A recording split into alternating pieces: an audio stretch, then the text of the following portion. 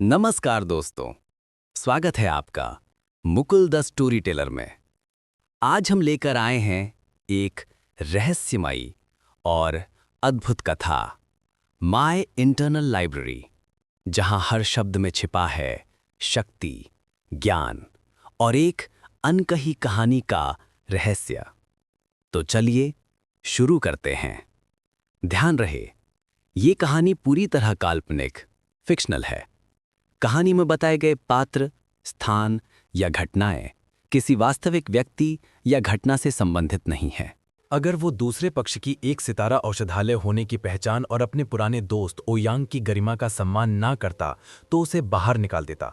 अपनी नाराजगी दबाते हुए उसने कहा, भाला चलाने का अभ्यास करना और सीखना कठिन है। कम समय में कुछ भी महत्वपूर्ण हासिल करना असंभव है। अगर आप इस कला को पूरी तरह समझे बिना दूसरों को सिखाएंगे तो हो सकता है कि आप उन्हें गुमराह कर रहे हों। उसकी आवाज कठोर थी।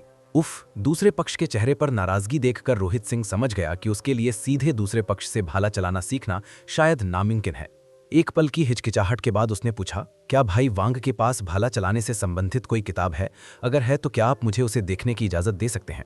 किताबें ढूंढो, वांग चोंग ने भौहें चढ़ाईं। भाला चलाना एक प्रकार की युद्ध तकनीक है और हर एक चाल के लिए एक विशेषज्ञ के मार्गदर्शन और सुधार की, साथ ही लंबे समय तक परिशोधन की भी आवश्यकता होती है। अगर कोई किताबें पढ़कर इतनी आसानी से सीख सकता है तो उसे इतनी कड़ी ट्रेनिंग की जरूरत नहीं पड़ेगी।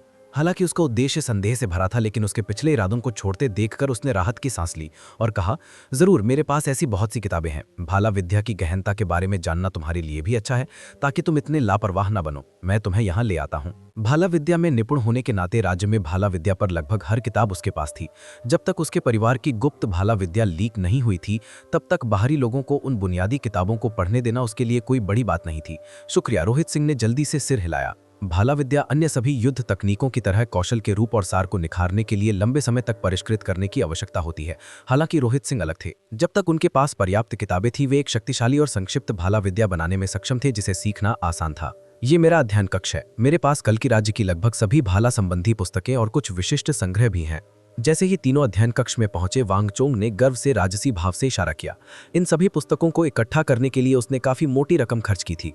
इन पुस्तकों ने उसके भाला विद्या कौशल को और भी निखार दिया था, जिससे वो और भी ऊंचाइयों पर पहुंच गया था। अंदर झांककर रोहित सिंह ने 7-8 पूरी किताबों की अलमारियां देखीं, जो भाला विद्या के हर पहलू पर विस्तार से लिखी गई थी। ओयांग, तुम्हें आए हुए बहुत समय हो गया है, चलो कुछ पीते हैं। ये जानते हुए कि रोहित सिंह कुछ किताबें पढ़ने में थोड़ा समय लेंगे, वांग चोंग यहाँ उसका इंतजार नहीं करना चाहता था। इसके बजाय उसने जयवीर कुमार को दूसरे कमरे की ओर इशारा किया। ठीक है, जयवीर कुमार ने कहा और वे दोनों बाहर चले गए। मुझे शुरू करना चाहिए। उन्हें जाते देख रोहित सिंह ने राहत की सांस ली, एक किताबों की अलमारी के पास गया और किताबें पलटने लगा। हवाला ला। किताबों के पलटने की आवाज कमरे में गूंजने लगी और उसके दिमाग में भाला चलाने वाले जहाज पर तरह तरह की किताबें बनने लगी। इनमें से कुछ किताबें बुनियादी बातों पर थीं, कुछ में सामान्य चालों का विस्तृत विवरण था और कुछ तो बस बुनियादी परिचय थी। कुल मिलाकर भाला चलाने वाले जहाज पर हर तरह की किताबें यहाँ मौजूद थीं, जिनकी कोई कल्पना भी नहीं कर सकता था। एक भाला चलाने वाले से जैसी उम्मीद की जाती है, उसका संग्रह वाकई भरपूर था। लगातार किताबें पलटते हुए उसने जल्द ही अध्ययन कक्ष में रखी किताबों की सभी 8 अलमारियों को अपने दिमाग में अंकित कर लिया, जो 1 घंटे के अंदर कुल मिलाकर कुछ हजार किताबें हो गई। चुपचाप वहीं खड़े रहकर रोहित सिंह ने नई संकलित किताबों को अपने दिमाग में पचाना शुरू कर दिया। सही प्रशिक्षण विधि। उसका दिमाग झक गया और भाला चलाने वाले जहाज पर रखी सारी किताबें मिलकर उसके सामने एक किताब बन गई। वो उसे पलटने लगा। हथियार भुजा का ही विस्तार है। उसे अपनी भुजा का अंग बनाने के लिए प्रशिक्षित करके ही कोई सच्चा दीक्षित माना जा सकता है। भाला विद्या भी वैसी ही है। स्वर्गपथ पुस्तकालय द्वारा इतनी सारी पुस्तकों के संकलन से निर्मित भाला कला अविश्वसनीय रूप से गहन थी और ज्ञानोदय की अनुभूति कराती थी। इसे देखते हुए रोहित सिंह भाले की जगह अपनी उंगली से उसके चाल चलन का अभ्यास करते हु समय समय पर झेंकी के बढ़ने के साथ उनकी उंगली हवा में खतरनाक तरीके से छेद करती। ऐसा लगता मानो उनका शरीर ही भाला बन गया हो और अब किसी भी क्षण वे आकाश को भेद सकते हैं। भाले को शस्त्रों का राजा कहा जाता है। एक सच्चा विशेषज्ञ बनने के लिए आकाश को भेदने में सक्षम स्वभाव होना आवश्यक है। अनेक तूफानों और समय के साथ संचित अनुभवों के बिना ऐसा स्वभाव बनाना असंभव है। अगर कोई वर्तमान रोहित सिंह को देखता तो निश्चित रूप से विस्मय में चिल्ला उठता। ऐसा इसलिए था क्योंकि वर्तमान रोहित सिंह में पहले से ही ये प्रवृत्ति थी। हालांकि ये निश्चित नहीं था कि उनकी भाला शक्ति उच्च स्तर की महारत पर पहुंची थी या नहीं, फिर भी उनका आभामंडल असंख्य साधकों के आत्मविश्वास को चकनाचूर करने और उनकी युद्ध इच्छा को नष्ट करने के लिए पर्याप्त था। किताब में पूरी तरह डूबे रोहित सिंह इन परिवर्तनों से बिल्कुल बेखबर थे। इसके बजाय वे अपने हाथों से इन हरकतों का अनुकरण करते रहे।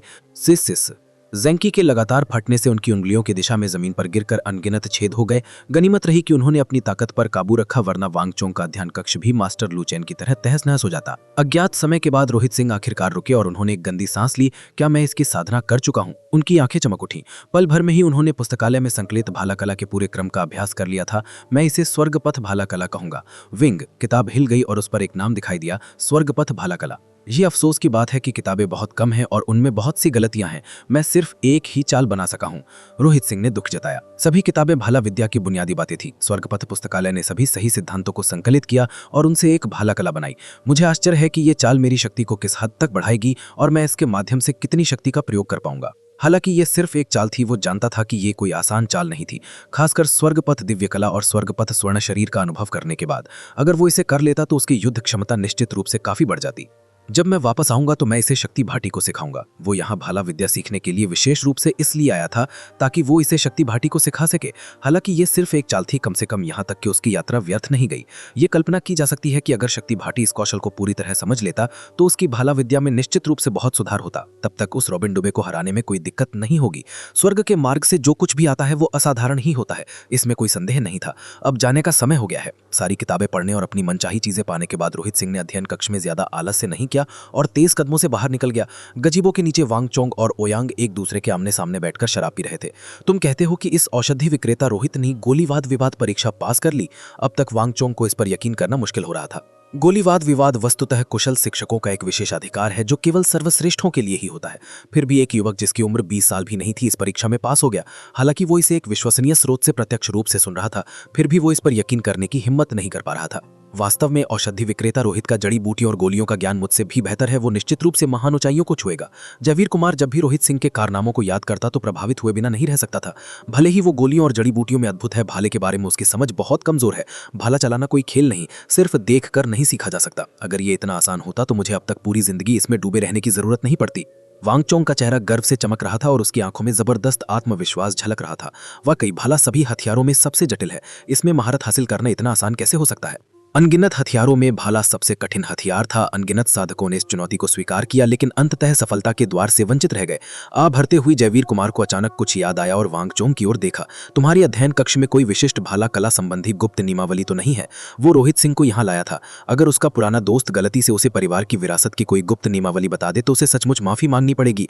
बिल्कुल नहीं, मैंने जो भाला कलाएं बनाई और मेरे परिवार की गुप्त नियमावली सब मेरे मन में बसी हैं। वे केवल शब्दों के माध्यम से ही आगे बढ़ती हैं, दूसरे चाहकर भी उन्हें नहीं सीख सकते। वांगचोंग हंसा और अध्ययन कक्ष में जो लोग हैं वे सब भाला विद्या की बुनियादी बातों के बारे में है। ये उन लोगों के लिए उपयोगी है जो अभी अभी भाले के संपर्क में आए हैं। औषधि विक्रेता रोहित को इन्हें पढ़ने देना कोई बड़ी बात नहीं है। इसके अलावा इन्हें पढ़ने देना एक अच्छा विचार है। उसे एहसास हो जाएगा कि भाला विद्या कितनी कठिन है और अपने अपरिपक्व विचारों को त्याग देगा। जब आपको कुछ नहीं आता तो भाला विद्या सिखाने के बारे में सोचना क्या मजाक है। भाला विद्या इतनी आसान होती तो उसे आज इतनी प्रसिद्धि नहीं मिलती कि सम्राट अशोक कपूर ने भी उनकी व्यक्तिगत रूप से प्रशंसा की हो। भाला गुरु कोई ऐसी उपाधि नहीं थी जो अचानक मिल गई थी। इस मामले में उसे पूरा आत्मविश्वास और गर्व था। सचमुच? जयवीर कुमार ने सिर हिलाया। ऐसा कोई हथियार या युद्ध तकनीक नहीं है जिसमें आसानी से महारत हासिल की जा सके। हर एक चाल को पूरी तरह से निखारने के लिए उन्हें निरंतर प्रशिक्षण की आवश्यकता होती है। अगर इसे इतनी आसानी से समझा जा सकता तो विशेषज्ञों का कोई मोल नहीं होता। दलाल रोहित अभी छोटा है और उसका महत्वाकांक्षी होना स्वाभाविक है। जब वो उन किताबों को पढ़ लेगा तो मैं उसे भाले की एक कला दिखाऊंगा ताकि उसे कठिनाई का एहसास हो और वो उन बेतुके विचारों को छोड़ दे। हालांकि वांगचोंग रोहित सिंह के कामों से संतुष्ट नहीं था, फिर भी उसने उसे कम आंकने की हिम्मत नहीं की, खासकर उसकी गोली बनाने की कला को जानने के बाद। ठीक है, मुझे लगता है कि उसे शायद इसके बाद हार मान लेनी चाहिए और गोली बनाने पर ध्यान केंद्रित करना चाहिए। मैं अभी भी अपने औषधालय संघ में हमारे पहले 2 सितारा औषधालय का इंतजार कर रहा हूं। जयवीर कुमार हंसा। जैसे ही वो बोलना शुरू करने वाला था उसने देखा कि वांगचोंग का शरीर अचानक अकड़ गया और फिर बेकाबू होकर कांपने लगा। धिक्कार है। उसे इस बात का बिल्कुल भी अंदाजा नहीं था कि उसके हाथ में पकड़ा शराब का प्याला जमीन पर गिरकर टुकड़े टुकड़े हो गया है। वांगचोंग, भाला चलाने वाले उस्ताद जिसकी ताकत पूरी कल्की नगरी में सबसे ज्यादा थी, उसे अचानक इतना अजीब व्यवहार करते देख जयवीर कुमार घबरा गया। उसने कभी सुना नहीं था कि उसका पुराना दोस्त बीमार है। उसे अचानक दौरे क्यों पड़ने लगे? ये स्पीयर इंटेंट है, स्पीयर इंटेंट। अभी वो सोच ही रहा था कि अपने दोस्त को बचाने के लिए उसके मुंह में कौन सी गोली डालूं, तभी अचानक उसकी आंखें खुल गई। उसकी आंखें चमक उठीं, जैसे कोई अनमोल खजाना उसके सामने रखा हो। Spear intent? ये क्या है? ये देखकर कि वो ठीक है, जयवीर कुमार ने राहत की सांस ली और उत्सुकता से उसकी ओर देखा। ऐसा क्या हो सकता है कि वो अपने दोस्त जो पहाड़ की तरह स्थिर था, उसे इस तरह व्यवहार करने पर मजबूर कर सके। जो लोग तलवार चलाने में एक खास स्तर की महारत हासिल कर लेते हैं, वे तलवार की मंशा बना सकते हैं। इसी तरह जो लोग भाला इरादा दिखा पाते हैं, वही असली भाला विद्या के उस्ताद होते हैं। इन कुछ सालों में मैंने खुद को इस निवास तक सीमित इसलिए रखा था ताकि मैं अपने मन को ऐसी अवस्था में पहुंचने के लिए तैयार कर सकूं। हालांकि ये अफसोस की बात है कि मैं कोई सफलता हासिल नहीं कर पाया। ऐसा कोई विशेषज्ञ निवास में कब प्रकट हुआ, या मुझसे पहले किसी ने सफलता हासिल कर ली है? चलो वहां जाकर देखते हैं। वो अचानक उठ खड़ा हुआ और भाला इरादा के स्रोत की ओर बढ़ गया। भाला इरादा विकसित करने के बाद भाले से जो भी किया जाए वो भाला विद्या ही होगी। वो हमेशा इसी लक्ष्य के लिए प्रयासरत था, लेकिन उसे रास्ता मिल ही नहीं गया था। उसने कभी सोचा भी नहीं था कि भाला इरादा बनाने वाला कोई व्यक्ति अचानक उसके निवास में प्रकट हो जाएगा। वो कौन हो सकता है? वो दोनों भाला इरादा के स्रोत की ओर दौड़ पड़े। रास्ते में उन्होंने रोहित सिंह को अध्ययन कक्ष से आराम से टहलते हुए देखा। वो कहाँ है? रोहित सिंह के कुछ कहने से पहले ही वांगचोंग ने जल्दी से पूछा। वो तुम्हारा मतलब किससे है? रोहित सिंह को समझ नहीं आ रहा था कि सामने वाला क्या कह रहा है। वो स्वर्गपद भाला कला पढ़ने और अभ्यास करने में डूबा हुआ था, इसलिए उसने बाहर की स्थिति पर ज्यादा ध्यान नहीं दिया। क्या हुआ? क्या किसी दुश्मन ने आक्रमण किया है? मुझे यहाँ भाला इरादा की एक अद्भुत लहर महसूस हुई है। यहाँ कोई क्यों नहीं है? ये देखकर कि रोहित सिंह बेखबर थे, वांगचोंग ने जल्दी से इधर उधर देखा। हालांकि आसपास पूरी तरह से खाली था और कोई और लोग नजर नहीं आ रहे थे। क्या ऐसा हो सकता है कि तुम इसके बारे में इतना सोच रहे हो कि तुम ख्याली पुलाव पकाने लगे हो? जयवीर कुमार ने पूछा। उसका पुराना दोस्त दिन रात भाला इरादे के सपने देखता रहता था। क्या ऐसा हो सकता है कि उसकी लालसा आखिरकार भ्रम में बदल गई हो? वरना वो खुद कुछ भी महसूस क्यों नहीं कर पा रहा था? अपने स्तर पर मैं भाला इरादा बनाने से बस एक कदम दूर हूं। अभी कुछ देर पहले ही मैंने साफ तौर पर भाला इरादा को आसमान में उड़ते हुए महसूस किया। मुझे इस बात का पूरा यकीन है। रुको रुको, तुम दोनों जिस भाला इरादा की बात कर रहे हो वो क्या है? दोनों के बीच गर्मा गर्मी बहस देखकर रोहित सिंह अपनी जिज्ञासा रोक नहीं पाया। उसने जितनी भी किताबें पढ़ी थी वो सभी बुनियादों पर थीं। भाला इरादा एक अत्यंत उन्नत विषय है और ये किसी भी किताब में दर्ज नहीं था, इसलिए रोहित सिंह अनभिज्ञ था। भाला इरादा एक विशेष मानसिक अवस्था है जिस तक एक साधक तभी पहुंच सकता है जब भाले के बारे में उसकी समझ चरम सीमा तक पहुंच जाए। वांगचोंग ने सिर हिलाते हुए समझाने की कोशिश की। तुमने कभी भाला चलाना नहीं सीखा, मैं तुम्हें समझाऊंगा भी तो तुम इसे नहीं समझ पाओगे। हालांकि दूसरे पक्ष ने ज्यादा विस्तार से नहीं बताया। रोहित सिंह को स्थिति का थोड़ा बहुत अंदाजा हो गया था। तो तुम यहां क्यों देख रहे हो? क्योंकि अभी कुछ देर पहले ही किसी ने यहां भाला इरादा छोड़ा है? मुझे भी ठीक से पता नहीं है, मुझे अभी अभी इसका हल्का सा एहसास हुआ है और ये आसपास ही होना चाहिए। वांगचोंग ने सिर हिलाया। भाला इरादा का आभास बस एक क्षण के लिए ही हुआ था, मानो बिजली चमक उठी हो। वांगचोंग भी इसे केवल धुंधला से ही महसूस कर पाया था, इसलिए वो सही जगह का पता नहीं लगा पाया, वरना वो यहां परेशान रहने के बजाय सीधे आगे बढ़ जाता। ठीक है, तुम यही थे, तुम्हें पता होना चाहिए कि वो व्यक्ति कहाँ है। अचानक कुछ याद आने पर वांगचोंग ने पलटकर उसकी ओर चमकती आंखों से देखा। वो कुछ दूरी पर था, इसलिए उसे सही जगह का अंदाजा नहीं था। हालांकि औषधालय रोहित हमेशा से यहीं था। उसकी मदद से वे स्वामी को जरूर ढूंढ लेंगे। कम से कम जगह की पुष्टि होने के बाद उन्हें पता तो चल ही जाएगा कि वो व्यक्ति क्लैन का सदस्य है या बाहरी। भाला चलाने में माहिर क्लैन होने की वजह से क्लैन की सभी सदस्य भाले के अभ्यास में पूरी तरह डूबे हुए थे। यहां तक कि पहरेदार भी भाला चलाने में माहिर थे। हालांकि वांगचोंग सभी पहरेदारों को एक एक करके पूछताछ के लिए बुला सकता था, लेकिन अगर वो व्यक्ति चुप रहे या खुद इस बारे में अनजान हो तो सही जगह का पता लगाना ज्यादा आसान होता। लेकिन मुझे नहीं पता कि भाला इरादा क्या होता है, रोहित सिंह हिचकिचाया। यह आसान है। हालांकि मुझे अभी तक स्पीयर इंटेंट को पूरी तरह से समझना बाकी है, फिर भी मैं इसकी 70 से 80% समानता की नकल कर सकता हूं। इसका एहसास कुछ इसी प्रकार का होना चाहिए। वांगचोंग ने जोर लगाया और एक तेज भेदती आभा सीधे रोहित सिंह की ओर बहने लगी। ऐसा लगा कि जैसे वो किसी भी चीज को भेद डालेगी। तो ये स्पीयर इंटेंट है? रोहित सिंह के चेहरे पर एक अजीब सा भाव आया। सच में इसका एहसास सच इसी प्रकार का होना चाहिए। क्या तुम्हें पता ही है कहां से आया? आभा के गायब होते ही वांगचोंग के माथे से पसीने की बूंदें बहने लगी। अभी भी वो हाँफ रहा था। उसने पूछा। हालांकि उसने कुछ पलों के लिए ही आभा की नकल की थी, लेकिन इसने उसके शरीर पर गहरा असर डाला और उसे कमजोर बना दिया। ये रोहित सिंह थोड़ा शर्मिंदा हुआ। जिस स्पीयर इंटेंट की तुमने बात की थी वो ये है? अगले ही पल रोहित सिंह का पूरा शरीर मानो भाले में बदल गया और एक भयानक भेदती आभा बिखेर रहा था, मानो वो किसी भी समय आकाश को भेद डालेगा। दोनों के विपरीत वांगचोंग का भाला अभिप्राय एक विशाल प्राचीन वृक्ष के सामने घास के तिनके के समान था। अतुलनीय। भाला भाला अभिप्राय? वांगचोंग का शरीर लड़खड़ाया और वो लगभग बेहोश हो गया। तुम सचमुच हो? तुम भाला अभिप्राय कैसे प्रदर्शित कर सकते हो, वो भी इतना शुद्ध भाला अभिप्राय? वो हैरान रह गया। रोहित सिंह की शर्मिंदा नजर देखकर उसके मुंह से खून की उल्टी हो गई। शर्मिंदा? सिर शर्म से झुक गया। भाई, क्या तुम दूसरों को ऐसे बेवकूफ़ नहीं बना सकते? क्या तुमने नहीं कहा था कि तुमने कभी भालाभिप्राय नहीं सीखा? क्या तुमने नहीं कहा था कि तुम्हें भालाभिप्राय क्या होता है पता नहीं? मैंने 8 साल की उम्र से भालाभिप्राय सीखना शुरू किया था और तब से 40 साल मैंने इसे समर्पित कर दिए हैं। फिर भी मैं अभी भी भालाभिप्राय हासिल करने से बहुत दूर हूँ। क्या तुम मुझे मोटे तौर पर समझा सकते हो कि तुम्हारे इस ज़बरदस्त भालाभिप्राय का क्या मतलब है? क्या तुमने नहीं कहा था कि तुम्हें नहीं पता कि भालाभिप्राय क्या होता है? फिर ये क्या है? वांग कान के चेहरे पर आंसू बह निकले। तुम्हें ऐसे किसी के साथ नहीं खेलना चाहिए। ये हास्यास्पद था कि उसने पहले ही दूसरे पक्ष को इतनी बेशर्मी से फटकार लगाई थी, ये कहते हुए कि अगर वह इसे समझा भी दे तो भी उसे समझ नहीं आएगा। ये आत्मविश्वास कहाँ से आया? या यूं कहें कि जो समझा नहीं वह खुद वह था। उसे इस बात से नफरत थी कि यहाँ उसके लिए गोता लगाने के लिए कोई गड्ढा नहीं था। ये भाला इरादा है? जयवीर कुमार स्तब्ध रह गया। भाला इरादा दिखाने के तुरंत बाद उसका पुराना दोस्त पसीने से तरबतर हो गया और हाँफने लगा, मानो उसे लगातार कई दिनों से कब्ज हो। फिर भी यह इसे जब चाहे आसानी से कर सकता था, मानो ये सिर्फ खाना पीना हो। आप भाला विद्या के उस्ताद हैं या वांग चोंग? तुमने क्या कहा? तुमने कभी भालों के बारे में नहीं सीखा? सदमे से अभिभूत होकर जयवीर कुमार ने पूछा। वांग चोंग ने भी जल्दी से अपना ध्यान दूसरी तरफ लगाया कि दूसरा पक्ष इसे कैसे समझाएगा।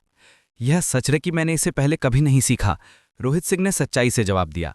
अगर तुमने इसे पहले कभी नहीं सीखा तो तुम्हारे पास इतना शक्तिशाली भाला आशय कैसे हो सकता है?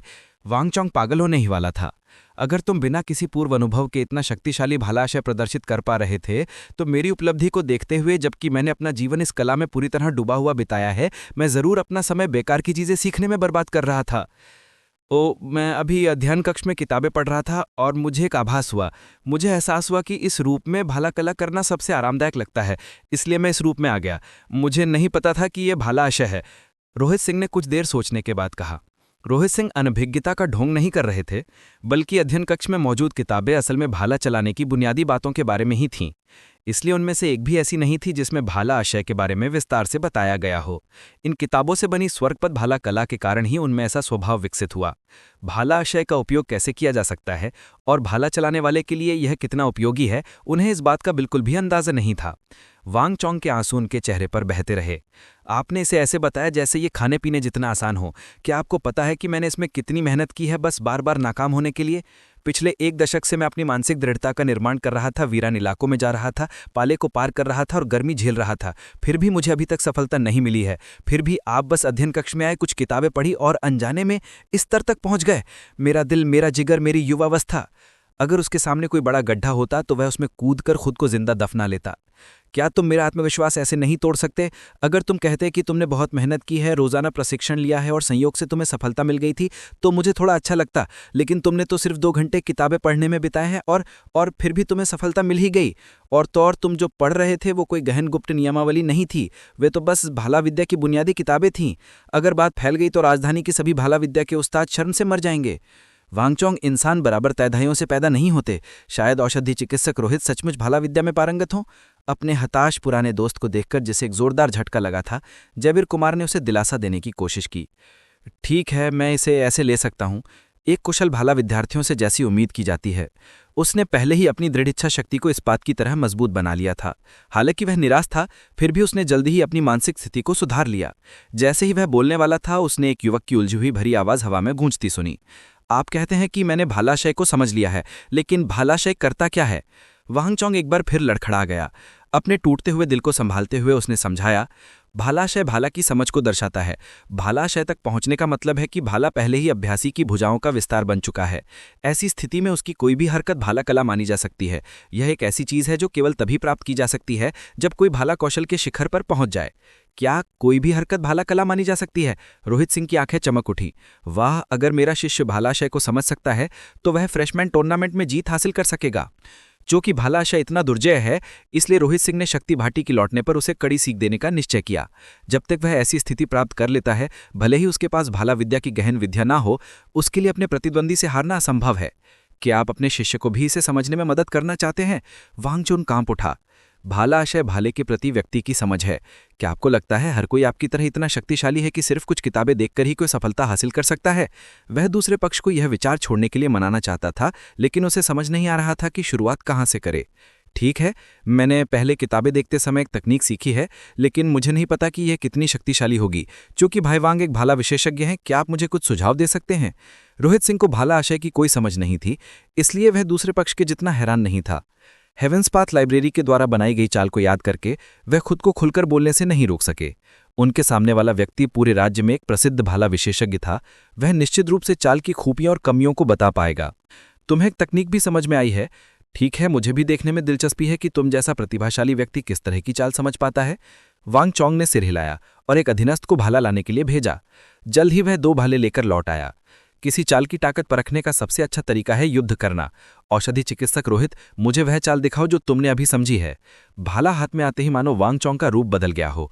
उसका आभामंडल भयंकर था, मानो कोई वहशी प्राचीन पशु अपनी नींद से जाग उठा हो। उसके वितार से भले ही दूसरे पक्ष ने भालाभिप्राय समझ लिया हो, फिर भी उसकी पूर्ण शक्ति और भाला चलाने की क्षमता उससे कमतर ही होनी चाहिए। अगर दूसरे पक्ष के पास कोई विशेष चाल भी हो तो उसे आसानी से ले लेना चाहिए। ठीक है, संयोग से रोहित सिंह अपनी चाल आजमाना चाहता था, इसलिए उसने लापरवाही से दूसरा भाला पकड़ लिया। उसने जीवन में कभी एक भाला नहीं पकड़ा था। हालांकि भालाभिप्राय समझने के बाद भाला उसके हाथ में सटीक बैठता है। चलो शुरू करते हैं। जैसे ही रोहित सिंह ने ऐसा महसूस किया, उनका आभामंडल तुरंत विकसित हो गया, मानो पहले वाला साधारण युवक एक दबंग विजेता बन गया हो। आगे बढ़ते हुए उनका भाला उनकी हथेलियों से विस्फोटक रूप से निकला। यह तकनीक उन्होंने हजारों नियमावलियों के सार को संकलित करके बनाई थी। सारी जटिलताएं इस एक ही संक्षिप्त चाल में सरालीकृत कर दी गई थीं। उनके पूरे शरीर की झेकी हिल गई और भाला ऐसे निकला मानो समुद्र से कोई विशालकाय वस्तु निकलकर आकाश में उड़ रही हो। क्या? शुरू में तो उन्होंने वांग चोंग की बात पर ज्यादा ध्यान नहीं दिया, लेकिन भाले को सीधे अपनी ओर चुभता देखकर उनके शरीर में रोंगटे खड़े हो गए और वह लगभग बुरी तरह डर गए। यह चाल भले ही साधारण बेढंगी और भद्दी लगे, लेकिन इसने साधक की सारी शक्ति और उत्साह को एक बिंदु पर केंद्रित कर दिया। यह तो परम भाला कला थी। धमाका! बिना ज्यादा सोचे समझे वांग चोंग ने एक ही झटके में अपनी पूरी ताकत लगा दी और रोहित सिंह के वार का जवाब अपने एक वार से दिया। अपनी पूरी ताकत लगाते हुए उसका साधना क्षेत्र भी प्रकट हो गया। योद्धा 7 डन तोनश्वान क्षेत्र। डिंग! दोनों भाले हवा में टकराए और एक जबरदस्त आघात तरंग उत्पन्न हुई, जिससे आसपास के क्षेत्र में तेज झोंके उठे। Tang Tang Tang Tang! Rohit Singh 7-8 कदम पीछे हटे और फिर रुके। दूसरी ओर वांग चोंग अभी भी अपनी जगह पर जड़वत था। ये स्पष्ट था कि इस साधारण मुकाबले में विजेता कौन था। रोहित सिंह ने अपनी पूरी ताकत का इस्तेमाल नहीं किया। उन्होंने इसे 40 डिंग तक सीमित रखा था और स्वाभाविक रूप से तोंगश्वान क्षेत्र के उन्नत स्तर के विशेषज्ञ के पूरी ताकत के हमले का सामना नहीं कर पाते। हालांकि उनके शरीर की अविश्वसनीय लचीलापन और उनकी शुद्ध झंगी के कारण भले ही उन्हें पीछे धकेला गया था, उन्हें कोई चोट नहीं आई थी। एक भाला उपासक से जैसी उम्मीद थी। अविश्वसनीय। ये देखकर कि दूसरे पक्ष ने स्वर्ग पथ के पुस्तकालय से प्राप्त एक चाल को आसानी से संभाल लिया था, रोहित सिंह प्रभावित हुए। दूसरी ओर वांग चोंग डर के मारे लगभग बेहोश हो गया। दूसरे पक्ष की साधारण दिखने वाली भाला कला ने उन्हें अपना तुरुप का पत्ता चलाने पर मजबूर कर दिया था। इसके अलावा हालांकि वो एक कदम भी पीछे नहीं हटे और ऐसा लग रहा था कि उनका पलड़ा भारी है, फिर भी उनकी छाती में हल्का दर्द हो रहा था और उनका रक्त प्रवाह अनियमित हो गया था। इस मुकाबले में उन्हें काफी चोटें आई थीं। अगर उसने जोर से दबाया ना होता तो उसके मुंह से खून की बूंदें निकल जातीं। खैर, वो तोंगश्वान क्षेत्र का उन्नत स्तर का विशेषज्ञ था। पिक्षु क्षेत्र के प्रतिद्वंदी का मुकाबला ना कर पाना, उनके बीच एक पूरे साधना क्षेत्र का अंतर था। आमतौर पर किसी ऐसे प्रतिद्वंदी को हराना असंभव होता है जिसका साधना क्षेत्र उससे ऊंचा हो। अगर उसे पता चलता कि उसके सामने वाले युवक ने इस मुकाबले में अपनी आधी ताकत ही इस्तेमाल की है, तो वो क्या सोचता ये कहना मुश्किल था। ये चाल वाकई अविश्वसनीय है। अपनी सांसों को नियंत्रित करने में काफी समय लगाने के बाद वांग चोंग तारीफ करने से खुद को रोक नहीं पाया। ये चाल वाकई अद्भुत है। वो हमेशा से खुद को एक प्रतिभाशाली व्यक्ति समझता था और उसने भाला चलाने की कई तकनीकें भी बनाई थी। हालांकि इस चाल की तुलना में वे सब बेकार थीं। दोनों के बीच का अंतर मिट्टी और रत्न की तुलना करने जैसा था। वाह, बहुत बढ़िया। मैं अपने शिष्य को यह चाल सिखाना चाहता हूँ। क्या भाई वांग मुझे कुछ सुझाव दे सकते हैं ताकि मैं इसे बेहतर बना सकूं? सुझाव? वांग चोंग का चेहरा लाल हो गया। औषधि विक्रेता रोहित, क्या तुम मुझे थप्पड़ मारने आए हो? इस बात को छोड़ भी दें कि तुमने भाला अभिप्राय प्राप्त कर लिया है और तुम्हारा हर एक कदम एक भाला कला है, तो ये चाल, मैं तो इस चाल को समझ ही नहीं पा रहा हूं। मैं तुम्हें सुझाव कैसे दे सकता हूं? हालांकि वो भाला विद्या में पारंगत था, फिर भी वो ये नहीं समझ पा रहा था कि उसके प्रतिद्वंदी ने ये चाल कैसे की और उस पर हमला कैसे हुआ। उसे इतनी शर्मिंदगी महसूस हुई कि वो आत्महत्या कर सकता था। इस चाल में तुम इसे अपने शिष्य को ऐसे ही सिखा सकते हो। ये शब्द कहने के बाद वांग चोंग के चेहरे पर जलन सी महसूस हुई। 1 घंटे पहले उसे लग रहा था कि वो युवक भाला विद्या नहीं समझता और वो भाले के तरीके का अपमान कर रहा है, लेकिन अब उसे लगा कि वो ही भाले के रास्ते का अपमान कर रहा है। दूसरे पक्ष ने सिर्फ 2 घंटे किताबें पढ़ी थी और ना सिर्फ उसने भाला अभिप्राय को समझा था, बल्कि उसने एक अद्भुत तकनीक भी गढ़ ली थी। दूसरी ओर उसने 40 साल से भी ज्यादा समय तक भाला विद्या का अभ्यास किया था, लेकिन वो इतने बेतुके स्तर तक ही पहुंच पाया था। एक पल में उसे लगा जैसे उसके सीने में खून उमड़ रहा है, जो किसी भी पल फूट पड़ने को तैयार है। शर्मिंदगी के बाद उसके मन में अचानक एक साहसिक विचार आया।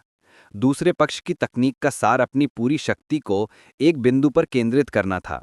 इस लिहाज से यह भाला अभिप्राय से काफी मिलता जुलता था। अगर वो ये चाल सीख लेता तो शायद वो अपने रास्ते में आने वाली आखिरी बाधा को पार कर भाला आशय हासिल कर लेता। औषधि विक्रेता रोहित, क्या आप मुझे ये चाल सिखा सकते हैं? एक पल की हिचकिचाहट के बाद उसने शर्म से लाल होकर पूछा। तुम सीखना चाहते हो? जरूर, मैं तुम्हें सिखा सकता हूं। एक पल के आश्चर्य के बाद रोहित सिंह ने मुस्कुराते हुए उसकी बात मान ली। दोनों के बीच बातचीत सुनकर जयवीर कुमार लड़खड़ा गया। क्या रोहित सिंह वही नहीं थे जो आज वांग चोंग से भाला विद्या सीखने आए थे? उनकी भूमिकाएं कैसे बदल गईं? स्वर्गपथ भाला कला के पूरक के रूप में स्वर्गपथ दिव्य कला के बिना अगर दूसरा पक्ष इसे सीख भी लेता तो यह उसकी तुलना में काफी कमजोर होती। और तो और ये एक चाल थी जो उसने दूसरे पक्ष की किताबों से सीखी थी, इसलिए दूसरे पक्ष को सिखाना कोई बड़ी बात नहीं थी। इस प्रकार रोहित सिंह ने बिना किसी हिचकिचाहट के वांग चोंग की बात मान ली। बेशक उसके लिए उसे पूरी बात बताना नामुमकिन था। आखिरकार स्वर्गपथ भाला कला बहुत भयानक थी। अगर वो इसका एक अंश भी सिखा दे तो भी ये बेजोड़ होती। वांग चोंग ने बिना ज्यादा उम्मीद रखे ये बात कही थी। रोहित सिंह की बात सुनकर उनका पूरा शरीर कपा गया और आंखें लाल हो गई। विशेषज्ञ आमतौर पर अपने बनाए हुए करतब सिर्फ अपने बच्चों और शिष्यों को ही सिखाते थे, उसे कभी दूसरों तक नहीं पहुंचने देते थे। दूसरों की छोड़िए तो वो भी उनमें से एक थे। अपने बेटे के अलावा उन्होंने अपने बनाए हुए करतब कभी किसी और को नहीं सिखाए थे। फिर भी औषधि रोहित उन्हें इतनी आसानी से इतना गहरा करतब सिखाने को तैयार थे। ये उदारता और व्यक्तित्व, इस करतब में बहुत गहरी बात है। मैं इसे मुफ्त में नहीं सीख सकता। एक पल की हिचकिचाहट के बाद उसने कहा। हालांकि दूसरा पक्ष उन्हें करतब सिखाने को तैयार था, लेकिन बदले में कुछ दिए बिना कुछ लेना उनके लिए उचित नहीं था। ये बिल्कुल वैसा ही था जैसे किसी दूसरे की बेटी से शादी करते समय अंगीठी के तोहफे भेजने पड़ते हैं। इस दुनिया में मुफ्त का खाना कहाँ मिलता है? औषधि रोहित के पास कुछ गोलियां खरीदने के लिए सोने के सिक्के नहीं हैं। मेरे विचार से यह बेहतर होगा कि आप उन्हें ट्यूशन फीस के तौर पर कुछ पैसे दे दें। ठीक है। अपने पुराने दोस्त की बातों के पीछे छिपे इरादे को समझते हुए वांग चोंग ने जल्दी से सिर हिला दिया। वो बटलर को कुछ काम सौंपने के लिए मुड़ा। थोड़ी देर बाद बटलर ने नोटों का एक ढेर लाया और उसे रोहित सिंह की ओर बढ़ा दिया। ये ट्यूशन फीस है। मुझे उम्मीद है कि औषधि रोहित इसे स्वीकार कर लेंगे। मेरे लिए आपकी भाला कला मुफ्त में सीखना अनुचित होगा। रोहित सिंह की आंखें चौड़ी हो गईं। क्या मैं सपना देख रहा हूं?